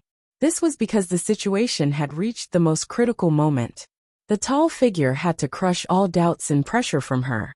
Yi Hongyu stood in front of the light curtain. Compared to the light curtain and the figure behind it, she seemed very small, but she stood steadily, as if she would not be swallowed no matter what happened behind her. Time passed slowly but unquestionably, just like the wind blowing from the cliffs outside the hall. Although it was gentle, it was bitterly cold, and unquestionably lowered the temperature. The next moment would be the battle between the hierarch and the great divine priest of judgment. Once again, out of everyone's expectation, Yi Hongyu's expression gradually became calm. She was no longer gloomy or solemn, but just as a clear stream under a plum tree. Without any expression, she slowly sat back in the chair. That blood-red divine robe of judgment floated up with her movements, and then fell down. Like a red flower, it retracted back to the branch and no longer made a sound. It seemed that nothing had happened. It seemed that she did not hear a word. She just sat in the chair quietly. Only the closest subordinates of the divine hall of judgment, and those red-robed divine priests with high states could see the impatience and tiredness in her eyes. She raised her right arm and pointed at Qinshi and Chu Yuxian from afar. Her slender fingers seemed to be dripping dew, but she did not conceal her indifference at all. The black deacons of the divine hall of judgment stepped forward without hesitation, knocked Qinshi and Chu Yuxian down, locked them up with inhibition, and dragged them out of the hall. Qinshi and Chu Yuxian would be taken to the U prison, where they might never see the light of day again. But at least they would not die immediately. Naturally, many people in the hall had different opinions about this decision, but at this moment, no one dared to question her decision. Even the tall figure behind the light curtain remained silent. Then she took a look. With just a glance, the thousands of divine priests and deacons in the hall all felt that the divine priest of judgment was looking at them.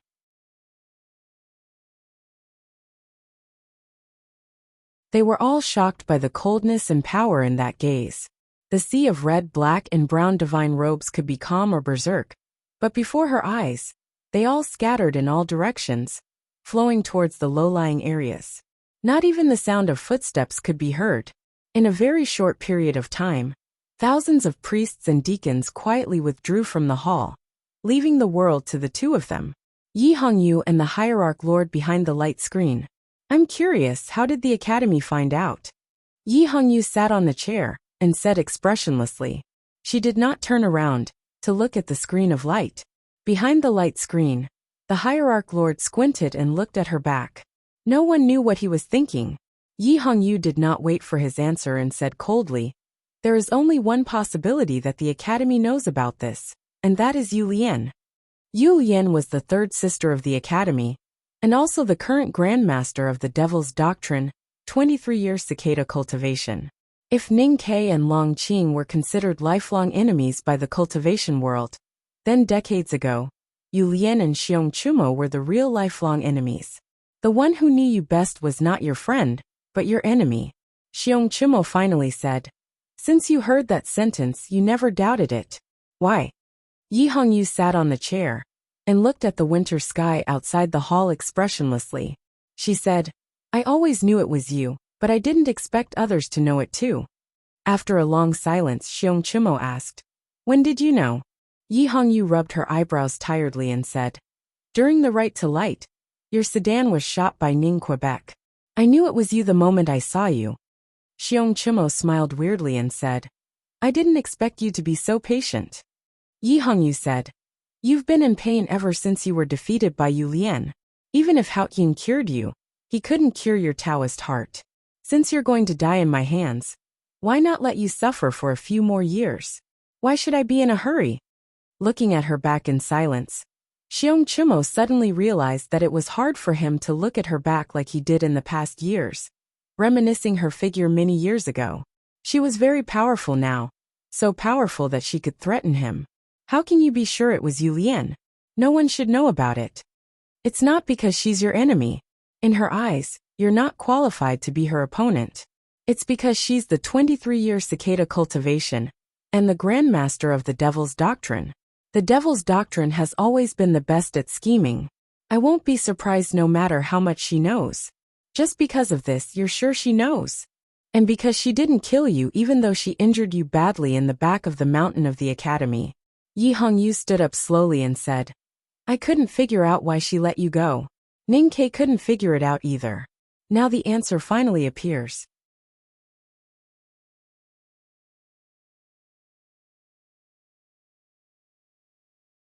She still didn't turn around and looked at the winter sky outside the hall. Because she knew I would kill you. So she kept you alive to give me a reason to betray the sect. She used you a good-for-nothing to split Taoism, she said calmly. It's indeed the 23-year cicada cultivation. Xiong Chimo said after a long silence. And then? There was no then. There was no terrifying divine light spreading. No shrill Taoist swords dancing. No war, no revenge. No humiliation, and not even a trace of hatred. Yi Hongyu walked out of the hall. Her bloody gown of judgment swayed in the cold wind like flowers blooming on the branches, overshadowing all the divine lights on the wall. Behind the light curtain, Xiong Chimo's eyes narrowed into two lines. One of his eyes was stained with blood, as if it would never recover. It looked filthy and evil. Gradually, a dim light accumulated in the deepest part of his eyes. It was shock, anger, and fear. He didn't realize until today that he could escape from Yu Lian's hands, because it was a trap set up by Yu Lian, not because he was strong enough. In Yi Hongyu's words, in Yu Lian's eyes, he was never qualified to be her opponent. His life or death was not important to her. She let him live because she knew from the beginning that he would become the cause of chaos, or rather, the sinner of Haotian Taoism.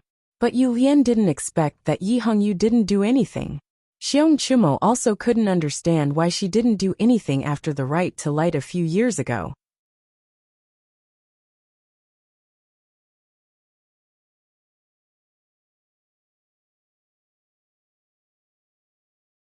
Chapter 1052. After leaving the White Divine Hall on the peak, Yi Hongyu walked down the mountain path. Clouds gathered around her skirt, and her mind became clear. When she arrived at the cliff plateau, she was as calm as still water. Looking at the small stone houses deep in the cliff plateau, her eyes were as calm as water. The next moment, her Taoist heart became as hard as iron. The cliff plateau and the small stone houses were very meaningful to her. They were not just mementos. When she was at the front gate of the Devil's Doctrine, she forcefully lowered her state to escape from Lotus. Her Taoist heart and cultivation were greatly damaged. When she returned to the Peach Mountain, many people thought that she would never be able to recover. She was despised, and the hierarch even wanted her to marry Luo Kadi. She locked herself in the small stone house and continued her cultivation in silence. She knew that she could overcome all the obstacles. Then she received a letter from the Sword Garret. She became powerful again. She killed the previous Great Divine Priest of Judgment and became the youngest Great Divine Priest in the history of the West Hill Divine Palace. She began to write her own legend. After that day, Luo Kadi was no longer a problem. Even the hierarch was no longer a problem. There was no problem in the human world that could baffle her. Including what Ning Ke said today, and the question given by the academy, it was still not a problem for her. She came to the stone house not to ask the person in the house to relieve her confusion and pain, but to receive the reward she deserved for answering the question. She did not betray Haotian Taoism, nor did she attack the hierarch. She did not lead the Divine Hall of Judgment to tear Haotian Taoism apart. She ignored Ning Ke's invitation and did not take a step closer to the academy. She still stayed on the Peach Mountain and put herself in danger. Now she was alone, and she was taking a strange risk. She had the right to ask the person inside the stone house for anything she wanted. Dusk fell on the peach mountain, and dyed her divine robe of judgment redder. It was as if it had been soaked in blood for thousands of years, before it was put on again. She stood quietly in front of the stone house, and did not look inside, because the person who should have been inside the house was sitting in a wheelchair at the edge of the cliff, and watching the sunset. Although I don't know exactly what it is, I think it must be very important since Ning Ke chose to put it at the end. The old man in the wheelchair said calmly without turning back. Yi Hongyu said, "It's important to me, but not to the human world. In other words, it's important to the past, but not to the present." The Abbey Dean said, "After all, it is still important." Yi Hongyu said, "But I don't want to hear it. Ning Ke's attitude towards you is not proper enough."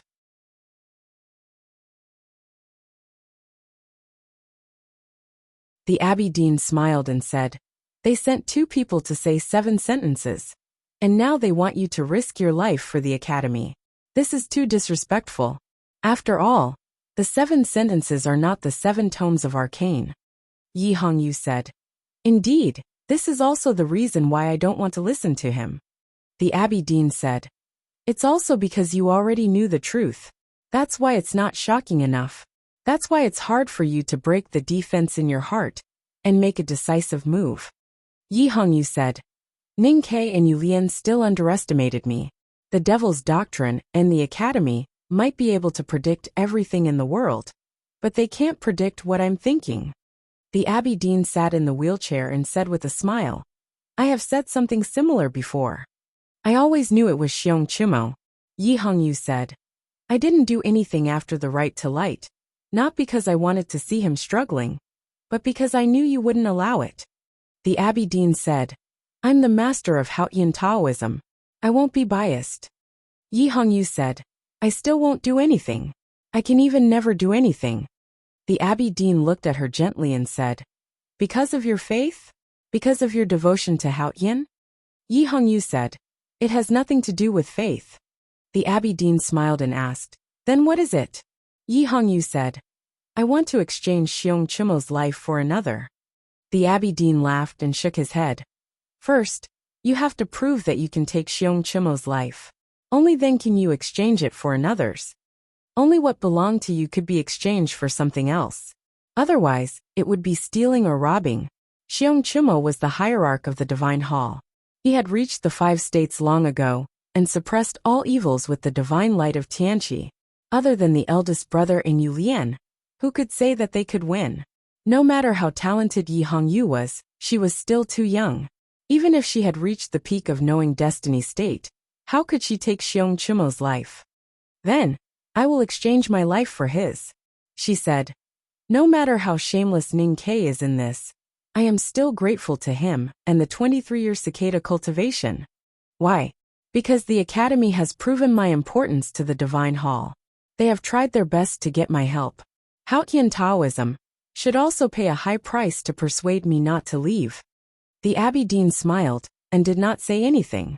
The hierarch's life was indeed not in Yi Hongyu's hands. But she was the great divine priest of judgment, and had countless loyal subordinates. If she betrayed Haotian Taoism, it would be a heavy blow to the divine halls of West Hill, when the divine hall of light was deserted, and the divine hall of revelation was without a leader. The Academy had done everything they could for this. Yu Yan had been waiting in silence for years, hoping to see this scene, but she did not let it happen.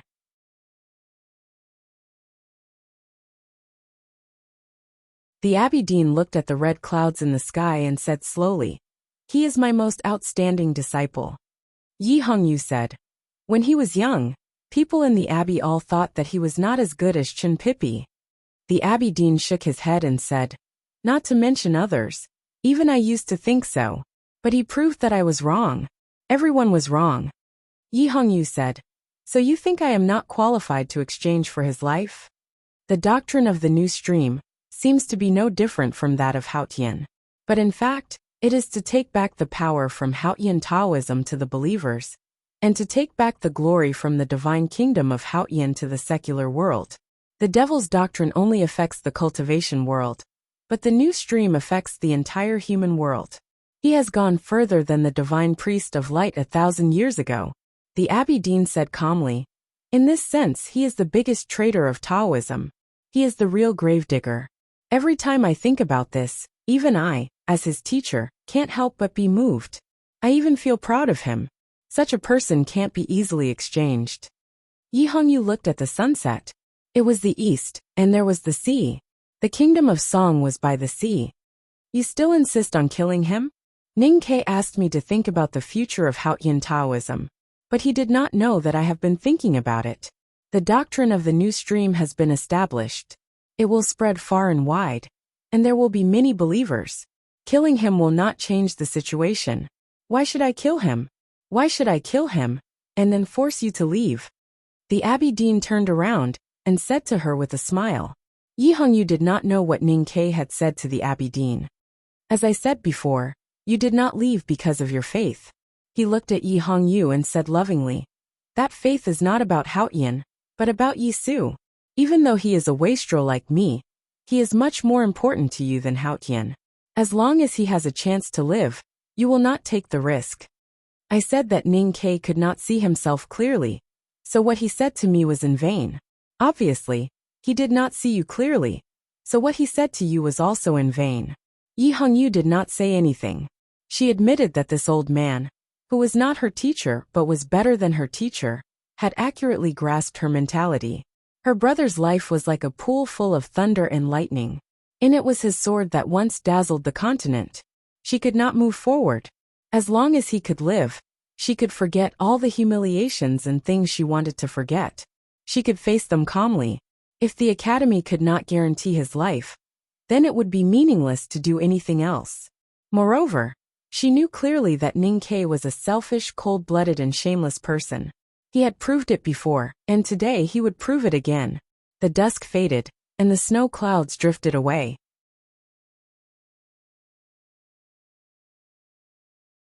The sky was full of stars, and among the stars, a bright moon shone on the human world, including the plateau of Peach Mountain. The Abbé Dean looked up at the bright moon, and kept silent for a long time. Then he said something. His voice was as light as the moonlight on his body. It was as clear as water, without any emotion. I will give you Xiong Chimo's life. Yi Hongyu bowed to the Abbé Dean. After getting the promise she wanted, she left the plateau.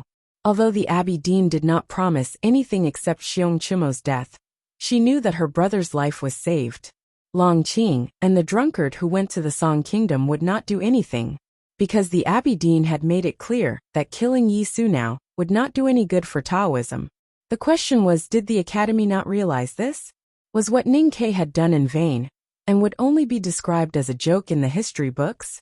The Abbé Dean waved his hand in the cold night wind, as if he was trying to catch some moonlight. What is the thing between the hierarch and the great divine priest of judgment? Asked the middle-aged priest. The Abbé Dean shook his head and said, I don't know, and I don't need to know. The middle-aged priest was a bit worried and said, the academy is so concerned about this matter. The Abbé Dean said calmly, the academy has always claimed that they only do meaningful things, and do not care about the meaning. But in fact, they never do meaningless things. What they said to me, and what they said to Yi Hongyu were all part of a scheme. Ning Ke knew how destructive the new stream was to Taoism, and used it to convince me. I have to admit that he was right, even though he did not see everything. If he could convince me, Taoism would lose or end. If he couldn't, Yi Su would die, and Yi Hongyu would betray Taoism. Taoism would also lose. The middle-aged priest seemed to have realized something. He looked at the back of the Abbé Dean, and praised from the bottom of his heart. If he did nothing, the academy would not be able to do anything. It seemed to be the Abbé Dean's response. It was a perfect response to the changes by remaining unchanged. However, the Abbé Dean shook his head and looked at the bright moon again. He did not say anything. Yi Hongyu walked into the divine hall of judgment and stood under the black stone pillar. She looked at the snow-covered mountains with her hands behind her back and kept silent for a long time. Her eyebrows were gradually covered by a layer of frost in the night wind. No one knew what she was thinking about. Her loyal subordinates and the girls who served her stayed in the side hall with complicated expressions. They did not dare to disturb her. The moon moved and the stars did not move. The night grew darker and darker. She looked at the direction of the kingdom of song. She seemed to be able to see the killing, the burning holy fire, and the people biting each other like beasts for their faith.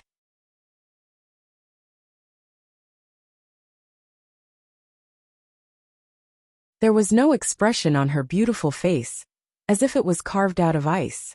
At this moment, light footsteps were heard in the quiet divine hall of judgment. Logically speaking, even the slightest footstep would have alerted the black deacons in the side hall. However, what was strange was that this person walked all the way behind her and did not encounter any obstruction. Maybe it was because even the most ruthless black deacons did not dare to stop him. Or maybe even the powerhouses of the judicial department could not hear his footsteps. It was a wretched-looking, short old Taoist with limbs as thin as withered branches. Xiong Chumo, the hierarch of the divine halls of West Hill, came behind her silently in the deep night. Yi Hongyu looked at the direction of the kingdom of song. She saw the snowy clouds glowing in the night sky, as if she could see the terrible storm brewing on the sea. Her face was slightly pale. She squinted her eyes, which turned into a thin line and a sword.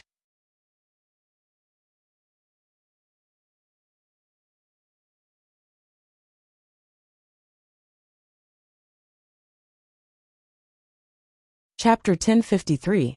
Yi Hongyu turned around and left the moonlight and starlight behind her. The paleness on her face became lighter because of the shadow. She looked at the hierarch quietly and said nothing, but her mind was full of thoughts.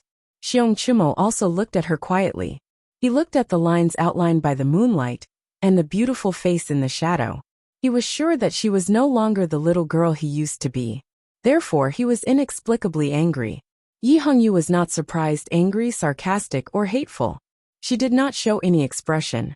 It seemed that she was not surprised by his appearance. Because of her calmness, Xiong Chumo became even angrier. The ugliest and evilest act in those years was exposed, which made him very uneasy. Her calmness confused him and hurt his dignity.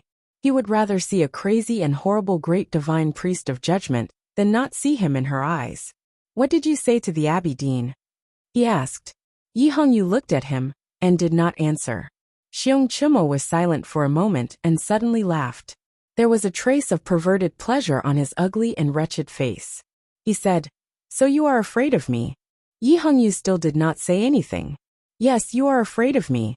Xiong Chumo's eyes flickered like a wolf's and a little weird. His voice was also trembling because of excitement. "What happened in those years left a deep impression on you. When you found out it was me, you did not dare to take revenge because you were afraid of going through that experience again." Yi Hongyu looked at him and asked calmly, "Why should I be afraid?" Xiong Chumo's expression changed slightly. He did not understand why she would ask such a question. Wasn't it obvious? Even if you are not afraid now, how could the poor and weak little girl, who had legs like reeds, not be afraid of that shadow? His breath became heavy, as if he was panting after a serious illness. His eyes were stained with a layer of bloody red, and his voice was trembling. "After you found out the truth, besides anger, you would also have many questions. Why did I, as the sect leader, take the risk of being discovered by Yi Su to do that? In fact, even I don't have a clear answer. When I think about it later, maybe I was jealous." He looked at the moonlight beside her hair and her beautiful face, and was a little lost. Yi Hongyu said calmly, "I'm not interested in these things." "Not interested?" Xiong Chumo was stunned and said in disbelief, "You're not interested in these?" When the Abbey Dean traveled far away to the South Sea, Yi Su returned from the wilderness and entered the human realm to cultivate and meditate on life and death. Then this happened. Don't you want to know why this happened? Yi Hongyu said expressionlessly, "You are playing childish tricks when my brother is not here. Do I need to know what you are thinking?" Xiong Chumo's eyes were wide open. His skinny body suddenly emitted a horrifying sense of destruction.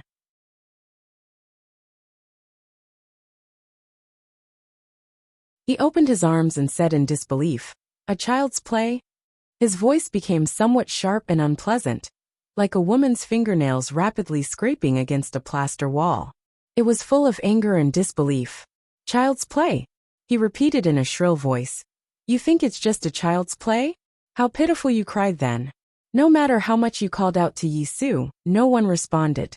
Have you been in pain all these years?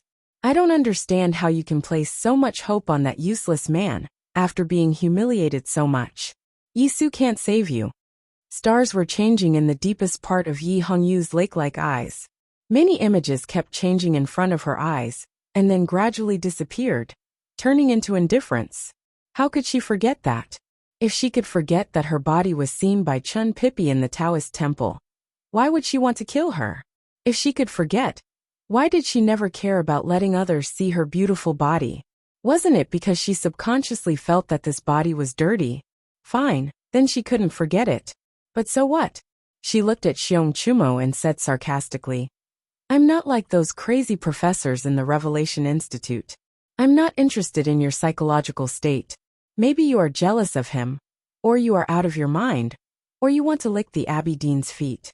I don't care about those things. Xiong Chumo stared at her beautiful face and said word by word, That's not a child's play. Yi Hongyu stared at his ugly face and said word by word, But you are just a child. Xiong Chumo was extremely short and skinny, far shorter than an ordinary person. He had been hiding behind the light curtain all these years, and made himself look tall and big. It was because of this mental illness. Back then, he took a great risk to bully Yi Hongyu, who was still a little girl. Maybe it was because of this mental illness. Yi Hongyu said indifferently, I know what you want to see. You want to see me sad, angry, and desperate. You want to see me feel ashamed, because I'm not clean anymore. But unfortunately you won't see it. Because I don't want to play these childish games with you. Another child's trick. Xiong Chumo's face turned extremely ugly. The dim light in his eyes became crazier, and his aura became more terrifying. He said coldly, I'm not a child. You're even shorter than a 10-year-old. Yi Hongyu was much taller than him, and looked down at him. Then her eyes gradually moved down and fell between his legs. Decades ago, your penis was destroyed by Yu Lian. Even if you want to do anything to me, you can't. Why should I feel ashamed? She said, In terms of height, you are a child. In terms of mind, you are a child. In terms of sexual ability, you will always be a child. Anger and extreme anger occupied Xiong Chumo's body and mind. But strangely he gradually calmed down. He squinted his eyes and kept silent for a long time. So you take it as being bitten by a mad dog.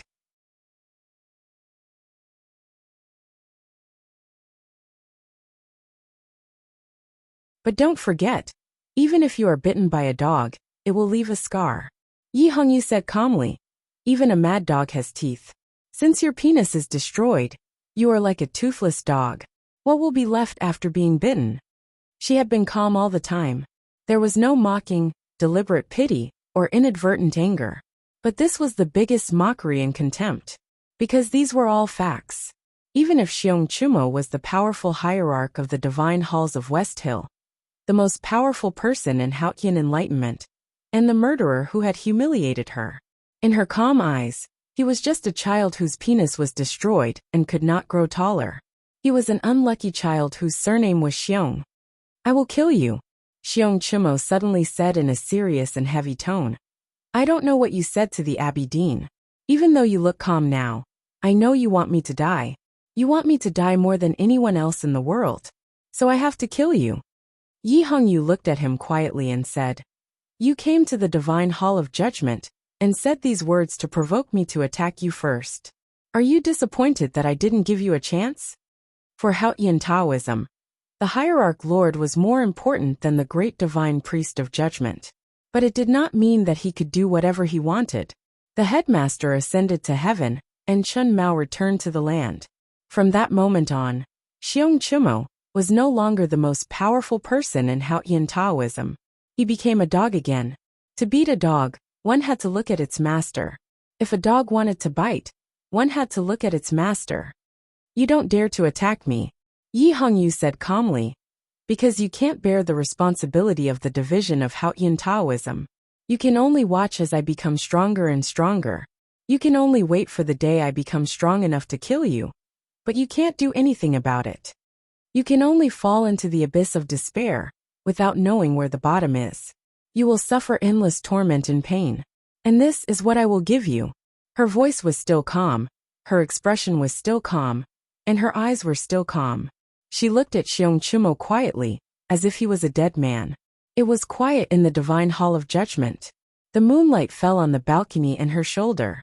The starlight was covered like dust falling to the ground, just like the past. However, at this moment, a voice came from a dark corner of the divine hall. It's a pity that none of this will happen. As the voice came, the corner suddenly became bright. The person standing in the corner was very bright, as if thousands of rays of light were shooting out from his body. Another person appeared in the divine hall of judgment. Still no one knew how he came in. Yi Hongyu squinted again. Her eyes were like a line or a sword. It was Zhao Nanhai. The divine skills of the great divine priest of South Sea originated from the light.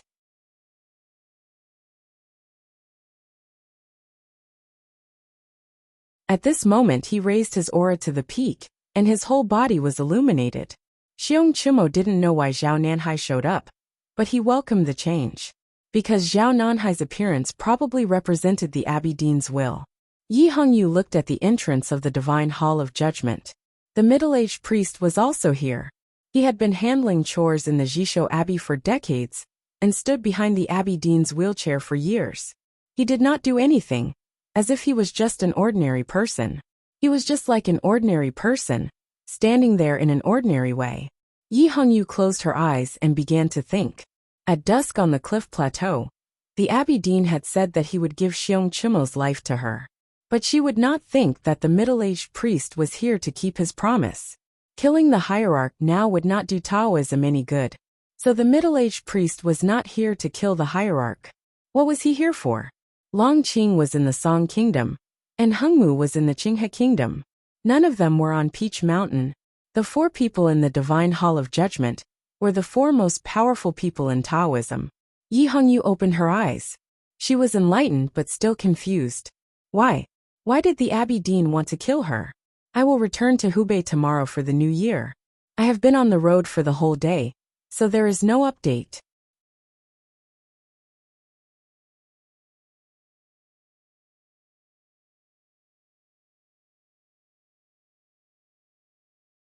Chapter 1054.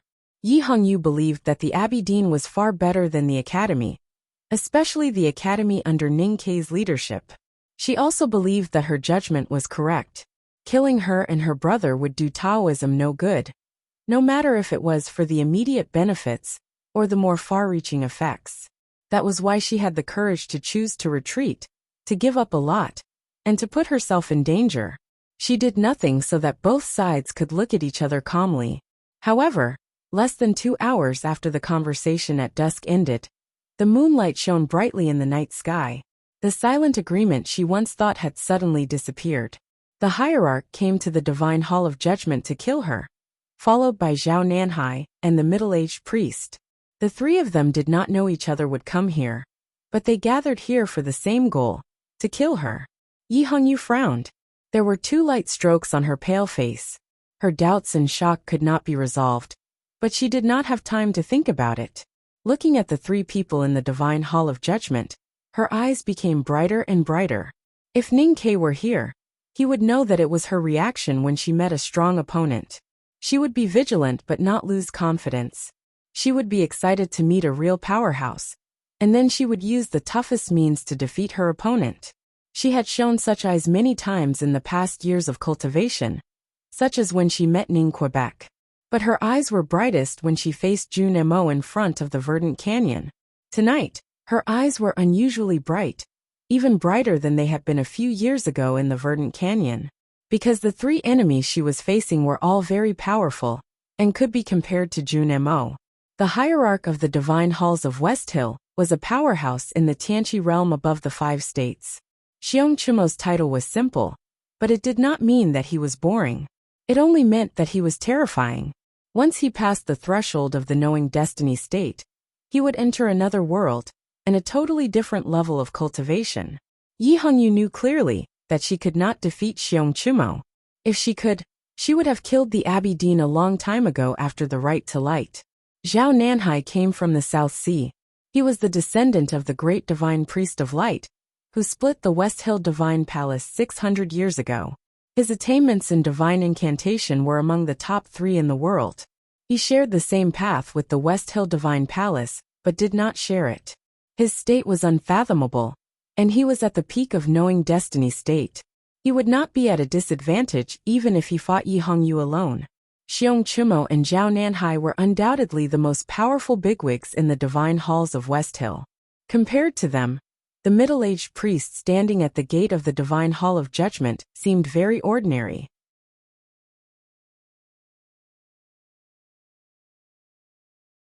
However, he was the one who truly made Yi Hongyu feel wary. She even faintly felt a chill in her Taoist heart. The middle-aged Taoist stood at the door and did nothing, but it seemed that he had isolated the divine hall of judgment from the outside. During this time, Yi Hongyu tried several ways to inform her subordinates, but they all failed. This ordinary-looking Taoist was definitely not an ordinary Taoist. The Abbey Dean had been banished to the South Sea by the headmaster. During those years, the Jishou Abbey had been managed by this Taoist. His status in Haotian Taoism had not fallen. How could he be ordinary? Xiong Chumo, Zhao Nanhai, the middle-aged priest. The 3 of them could go anywhere in the world and kill anyone. Even if Yu Lian encountered them, she would have to turn into a cicada and hide in the snow forest. Even if Mr. First encountered them, he would have to stay far away from them. Even the drunkard, the butcher, or the chief monk of scripture might be killed by them. Yi Hongyu thought to herself, how could she win? The divine hall of judgment was dead silent.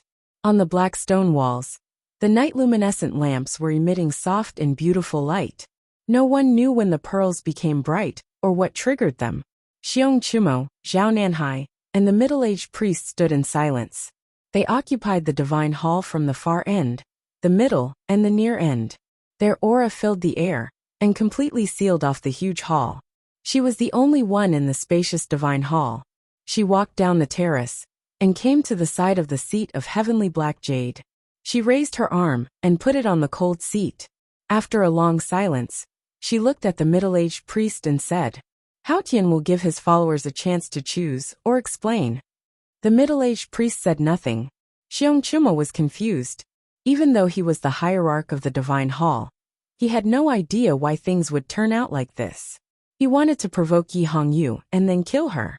But why did the Abbey Dean send Zhao Nanhai and the middle-aged priest to help him? He wanted to know the explanation as well. Yi Hongyu looked at him and said emotionlessly, I still don't understand. How could a commoner like him reach above the 5 states? Is Haotian blind? The middle-aged priest said seriously, the power of the hierarch lies in his naivety. Yi Hongyu raised her eyebrows and said mockingly, naivety is childish? The middle-aged priest smiled and did not explain anything. He said there are thousands of Taoism skills. To reach the end, you still need to be naive and follow your heart. Childish or even cruel, they have nothing to do with each other. Naivety? Yi Hongyu pondered and looked at Xiong Chumo. She said, you are rotten from body to heart. You are stupid and stubborn. You believe in what you believe, and listen to what you believe. Can such naivety bring you power? It is said that Chun Pipi is a rare genius in Haotian Taoism.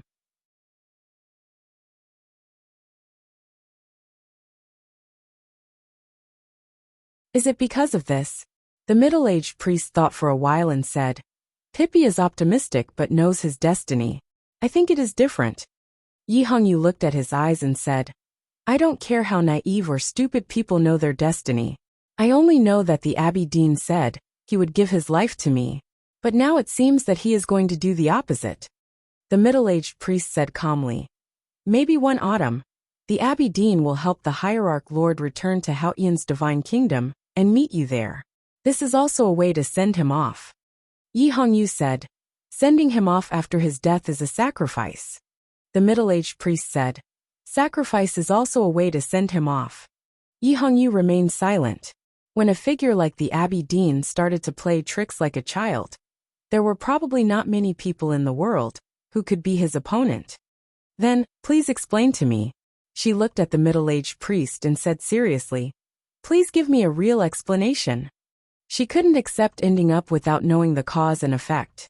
The middle-aged priest said, sorry, I can't tell you. Yi Hongyu looked at Zhao Nanhai. Zhao Nanhai, who had been silent since he entered the divine hall of judgment, finally said, sorry, I don't understand. Finally, she looked at the hierarch. Then come on. Thousands of miles away from the West Hill, there were countless fertile fields and poor villages, as well as towns. It was not night yet. Under the sunlight, the remaining snow in Chang, and looked like a blank piece of painting. The remaining snow on the city wall was more well-preserved, and looked like a piece of white paper that had not yet been written. On the southern city wall, there were a few ink spots on the white paper. They were tents and temporary wooden houses. There were 2 earthen stoves outside the houses. Steam rose from the stoves. The ash was darker than the snow, so it must be very hot. Ning Ke squatted beside the stove and stared at the hot ashes, waiting for the moment when the roasted sweet potatoes were completely cooked. However, he subconsciously thought of the 2 solitary graves outside the city, the 2 urns in the graves, the 2 handfuls of ashes in the urns, and the person who used to hold the ashes. Therefore, he inexplicably felt sad and stood up to walk to the wall. Standing behind the city wall, he felt a little lonely. He did not like this feeling, nor did he like to show this feeling to the sergeants behind him. So he tried to look far away, and did not want to rub his eyes. The scenery inside the city wall was the streets and alleys of Chang'an City, as well as the people in the streets. He thought that this kind of city scenery was lively, and could dilute his emotions. However, when he saw the Yanming Lake in the distance, he realized that this hope was just wishful thinking. The old brush pen shop was hidden in the messy streets of the eastern city, and could not be seen at all. This made him even more depressed, and he could only hope to see changes in the situation as soon as possible. After killing thousands of people and staining the Sishui red, he finally won the chance to negotiate with Haotian Taoism and the possibility of buying time. Only then could he send the 2 paragraphs to Peach Mountain, a paragraph for the Abbey Dean, and a paragraph for Yi Hongyu. These 2 paragraphs seemed simple, but in fact, he had used all his effort and experience in his 2 lives. All the information from the Academy and the Tang Imperial Court could only be used as footnotes to these 2 paragraphs. He naturally had high hopes for the effect of these 2 paragraphs. He was waiting for the good news from Peach Mountain, but he could never imagine what he would be waiting for. After all, he was not Sang Sang who could calculate everything. He was just an ordinary person.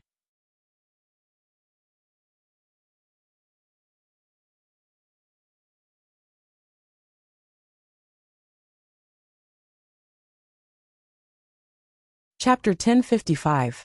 Ning Ke was just an ordinary person. Then why was he so confident that the 2 paragraphs he said would have a corresponding effect, and would not disappear with the wind? Because the 2 paragraphs had nothing to do with psychological warfare. What he told the Abbey Dean was the knowledge of his last life, and what he told Yi Hongyu was the experience of this life. No matter how he calculated, he could not find any loopholes. No matter how he looked at it, it was right, and it would work. More importantly, it was his understanding of the Abbey Dean and Yi Hongyu. He believed that he would be able to convince someone like the Abbey Dean, and someone like Yi Hongyu. One of them would definitely be convinced by him. If he could convince the Abbey Dean, the human world would be under his control. That would be the best. If he could convince Yi Hongyu to split Taoism, the Academy would definitely win. As for Yisu would die. Yi Hongyu would probably think that he was a cold-blooded bastard. Or had she already thought of this? But she still had to pin her hopes on the Academy? Ning Ke stood by the city wall and looked at the Yanming Lake in the distance. Snowflakes fell from the sky again. He felt his hands on the city wall became colder, and the array pestle in his arms was about to become a block of ice. Yes, since the day Sang Sang left the human world on that big ship and returned to the Divine Kingdom, when he was sure that she would never come back, and that they would never meet again, some changes began to happen. The city of Wei was slaughtered, the general died, and so did she. He could no longer maintain enough emotional warmth for the human world, the divine kingdom, and the whole world. He became more and more indifferent to reality. It was not because he was numb to pain, nor was it because of disappointment. It was because the person who had warmed his heart was gone. So he was gradually becoming the Ninkei of old, the boy who held a rusty knife in the woodshed and refused to die facing the young master and the housekeeper. The boy who walked among the corpses and cannibals and refused to die. The boy who wandered among the dangerous beasts and the even more dangerous hunters and refused to die. The boy who chopped firewood and killed people by the Shibi Lake and refused to die. That was the Ninkei of old. He did not know right or wrong, nor did he know what morality was. He did not care about the lives of innocent people. No matter who they were just tools for him to use. Before third sister left, she told him the secret and let him know about Yi Hongyu's humiliating and painful past. He sympathized with her, but he did not hesitate to take advantage of it. Of course, Yi Hongyu was still special to him. That was why he told Chen Qi not to reveal this matter until the last moment. Even if he did, he would be careful with his words. He would not let anyone know about the past.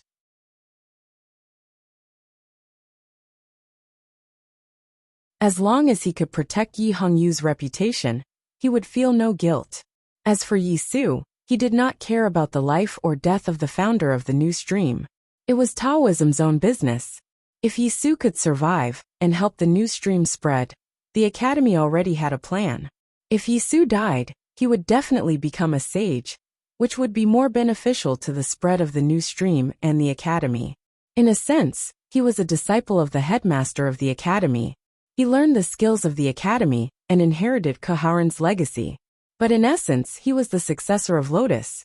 Junemo was far away in the West Wilderness, and the eldest brother was guarding the drunkard, Yu Lian, and he were the ones who were really in charge of the academy's affairs and leading the academy forward. They had long been possessed by the devil.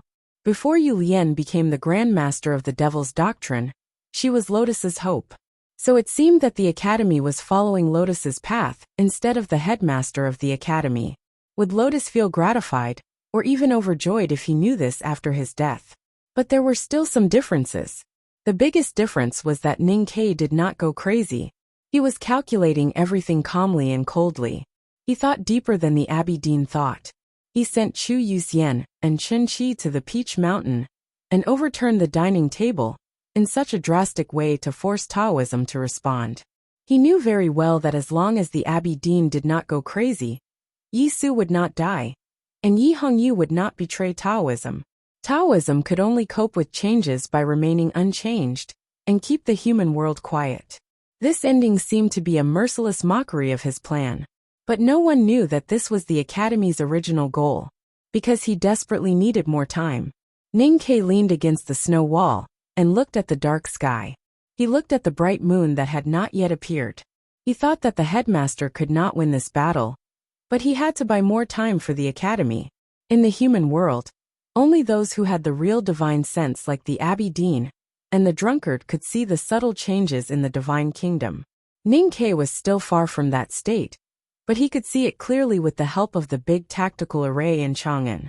He knew that the moon was slowly darkening, which made people sad. The headmaster of the academy was gradually losing in the battle against Haotian.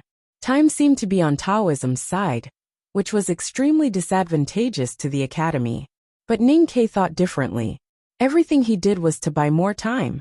Only with enough time could he slowly plan and solve the problem of Xiangwan Plain.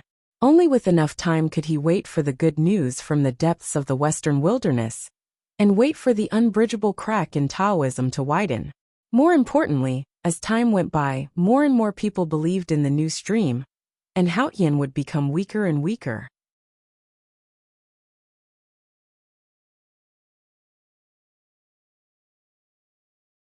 He was taught by the headmaster of the academy, inherited the youngest uncle, enlightened by Lotus, and favored by Master Qishan. He cultivated Buddhism in the Nirvana world for thousands of years and traveled thousands of miles with Sangsang. He cultivated Taoism, Buddhism, and the Devil's Way. He had already understood the nature of faith. Haotian was no longer high in his eyes. Many years ago, Taoism chose Haotian for human beings. When the new stream appeared and Taoism declined, Haotian would also become weaker. It seemed too simple, but it was so correct. Therefore, the new stream and Yisu were very important to the academy and the Tang Empire. The new stream must have time to spread to more places and win more believers. Yisu must be the founder of the sect, alive or dead. For this, Ning Ke did not hesitate to kill thousands of people to endorse Yisu and the new stream. But intentionally or unintentionally, he did not comment on how Taoism would deal with Yisu. He looked at the gray sky and the falling snow in the distance, and remained silent for a long time. He thought he could understand the Abidin's thoughts. After all, the moon was darkening. Taoism and the academy both believed that time was in their favor. It depended on whether the academy and the new stream would work together to weaken Haotian first, or she would defeat the headmaster first. He was betting on the former. If the Abidin did not agree with him, then he was betting on the latter. Ning Ke was confident about this gamble. That was because Haotian Taoism chose Haotian on behalf of human beings countless years ago. But in the end, they placed all their hopes on Haotian. Unlike the academy, Ning Ke pinned his hopes on the Tang Empire, Yisu and the new stream. All of them placed their hopes on the human world. Hope was in the human world. Hope should be in the human world. He looked at the sky and thought so. There was a mountain outside Lincoln, and a small building suddenly appeared on the mountain. It was autumn. After winter, the wind and snow came, and so did the crowd. Hundreds and thousands of devout followers of Haotian knelt at the foot of the mountain and kept kowtowing to the small building. Naturally, no one dared to cross the line of defense of the cavalrymen of divine halls. The new emperor died, and the sword garret collapsed. The subjects and people of South Jin had experienced too many things this year. Watching the war about to break out and the powerful northern neighbor about to die, the people were naturally depressed and nervous. Therefore, the small building, which was said to be the home of a living immortal, became the object of their worship. The two people in the building did not know about these things. Even if they knew, they would not care. Because of their status in the human world, it was not exaggerated to say that they were immortals. The drunkard leaned against the railing and drank.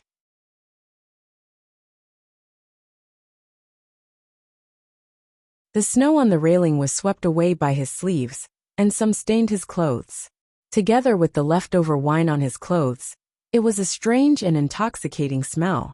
The eldest brother stood on the cliff outside the building, looking at the east in silence. A few days ago, the secret guards of the Tang Empire sent some bad news. Something might happen in the kingdom of Song, and some people from Taoism had already arrived there. He wanted to go there and have a look, because Yisu was there. But he could not leave, because the drunkard was there. The drunkard should have been there, but he was drinking alone in the small building because of him. He could not travel alone. This was the most important agreement between the eldest brother and the drunkard, and also between the academy and Taoism. No one could violate it, or it would be a war. If he and the drunkard did not return to the human world, there might still be hope for the human world.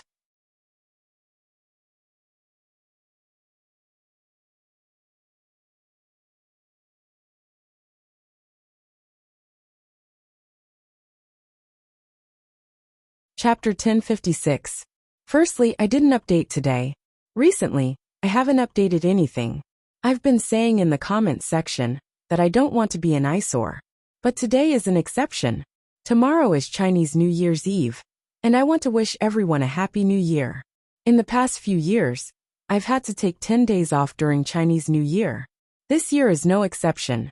Because of my health, I've been working intermittently for the past 6 months. The good thing is that I've quit drinking and playing less, so I have more time. Therefore, I don't think I'll be taking leave this year. Although it's Chinese New Year, I'll still write when I can. Yep, I'll try my best to update tomorrow. I really want to try working on Chinese New Year's Eve. At that time, perhaps everyone will be busy, but there will always be people who are as free as me.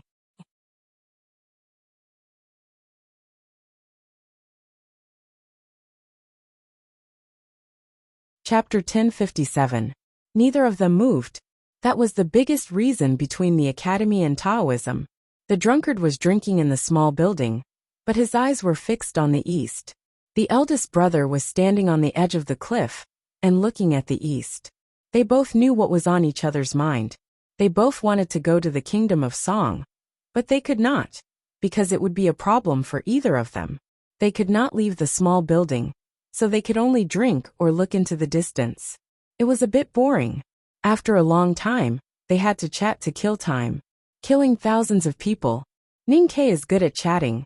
That's why he is qualified to talk to Taoism, and those on the Peach Mountain have to listen to him patiently. But there is a problem.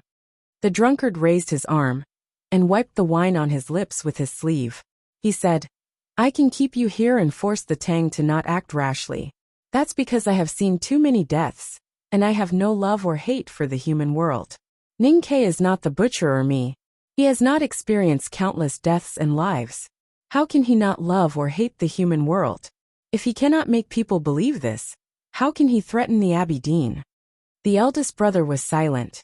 He remembered many years ago, when he stood behind his headmaster in the back of the mountain of the academy, and looked at the boy in Chang, and who was born with knowledge. He remembered his headmaster's judgment. Youngest brother is a guest. He has been a guest in a foreign land for decades. Maybe he will develop some affection, but if the foreign land is not kind to him, then the affection will be easily torn apart. He said, "Others may not know, but the Abbey Dean must know this.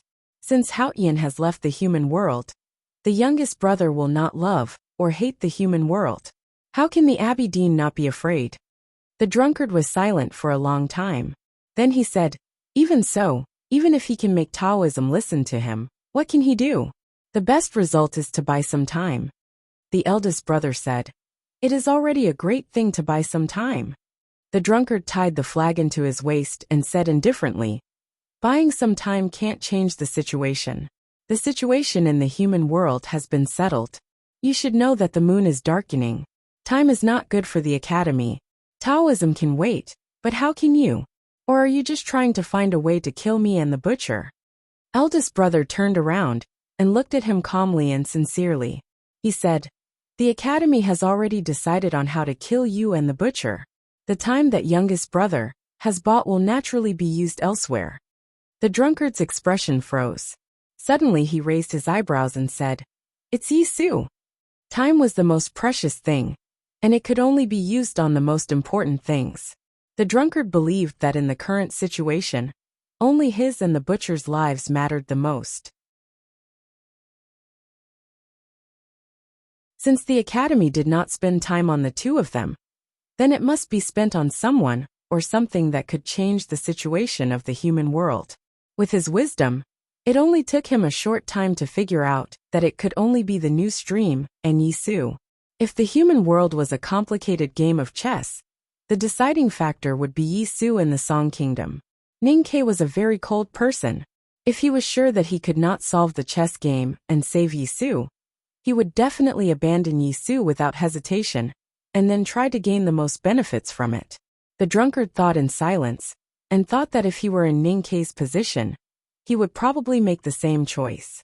The situation was complicated, but the situation in the Song Kingdom was very simple. Even a child could count the number of powerhouses in Taoism and the academy. If Taoism really wanted to kill Yi Su at all costs, the academy could not stop it, because Yi Su did not choose to go to Chang and to accept the academy's protection. Youngest brother talked to the Abbey Dean because he wanted Yi Su to live.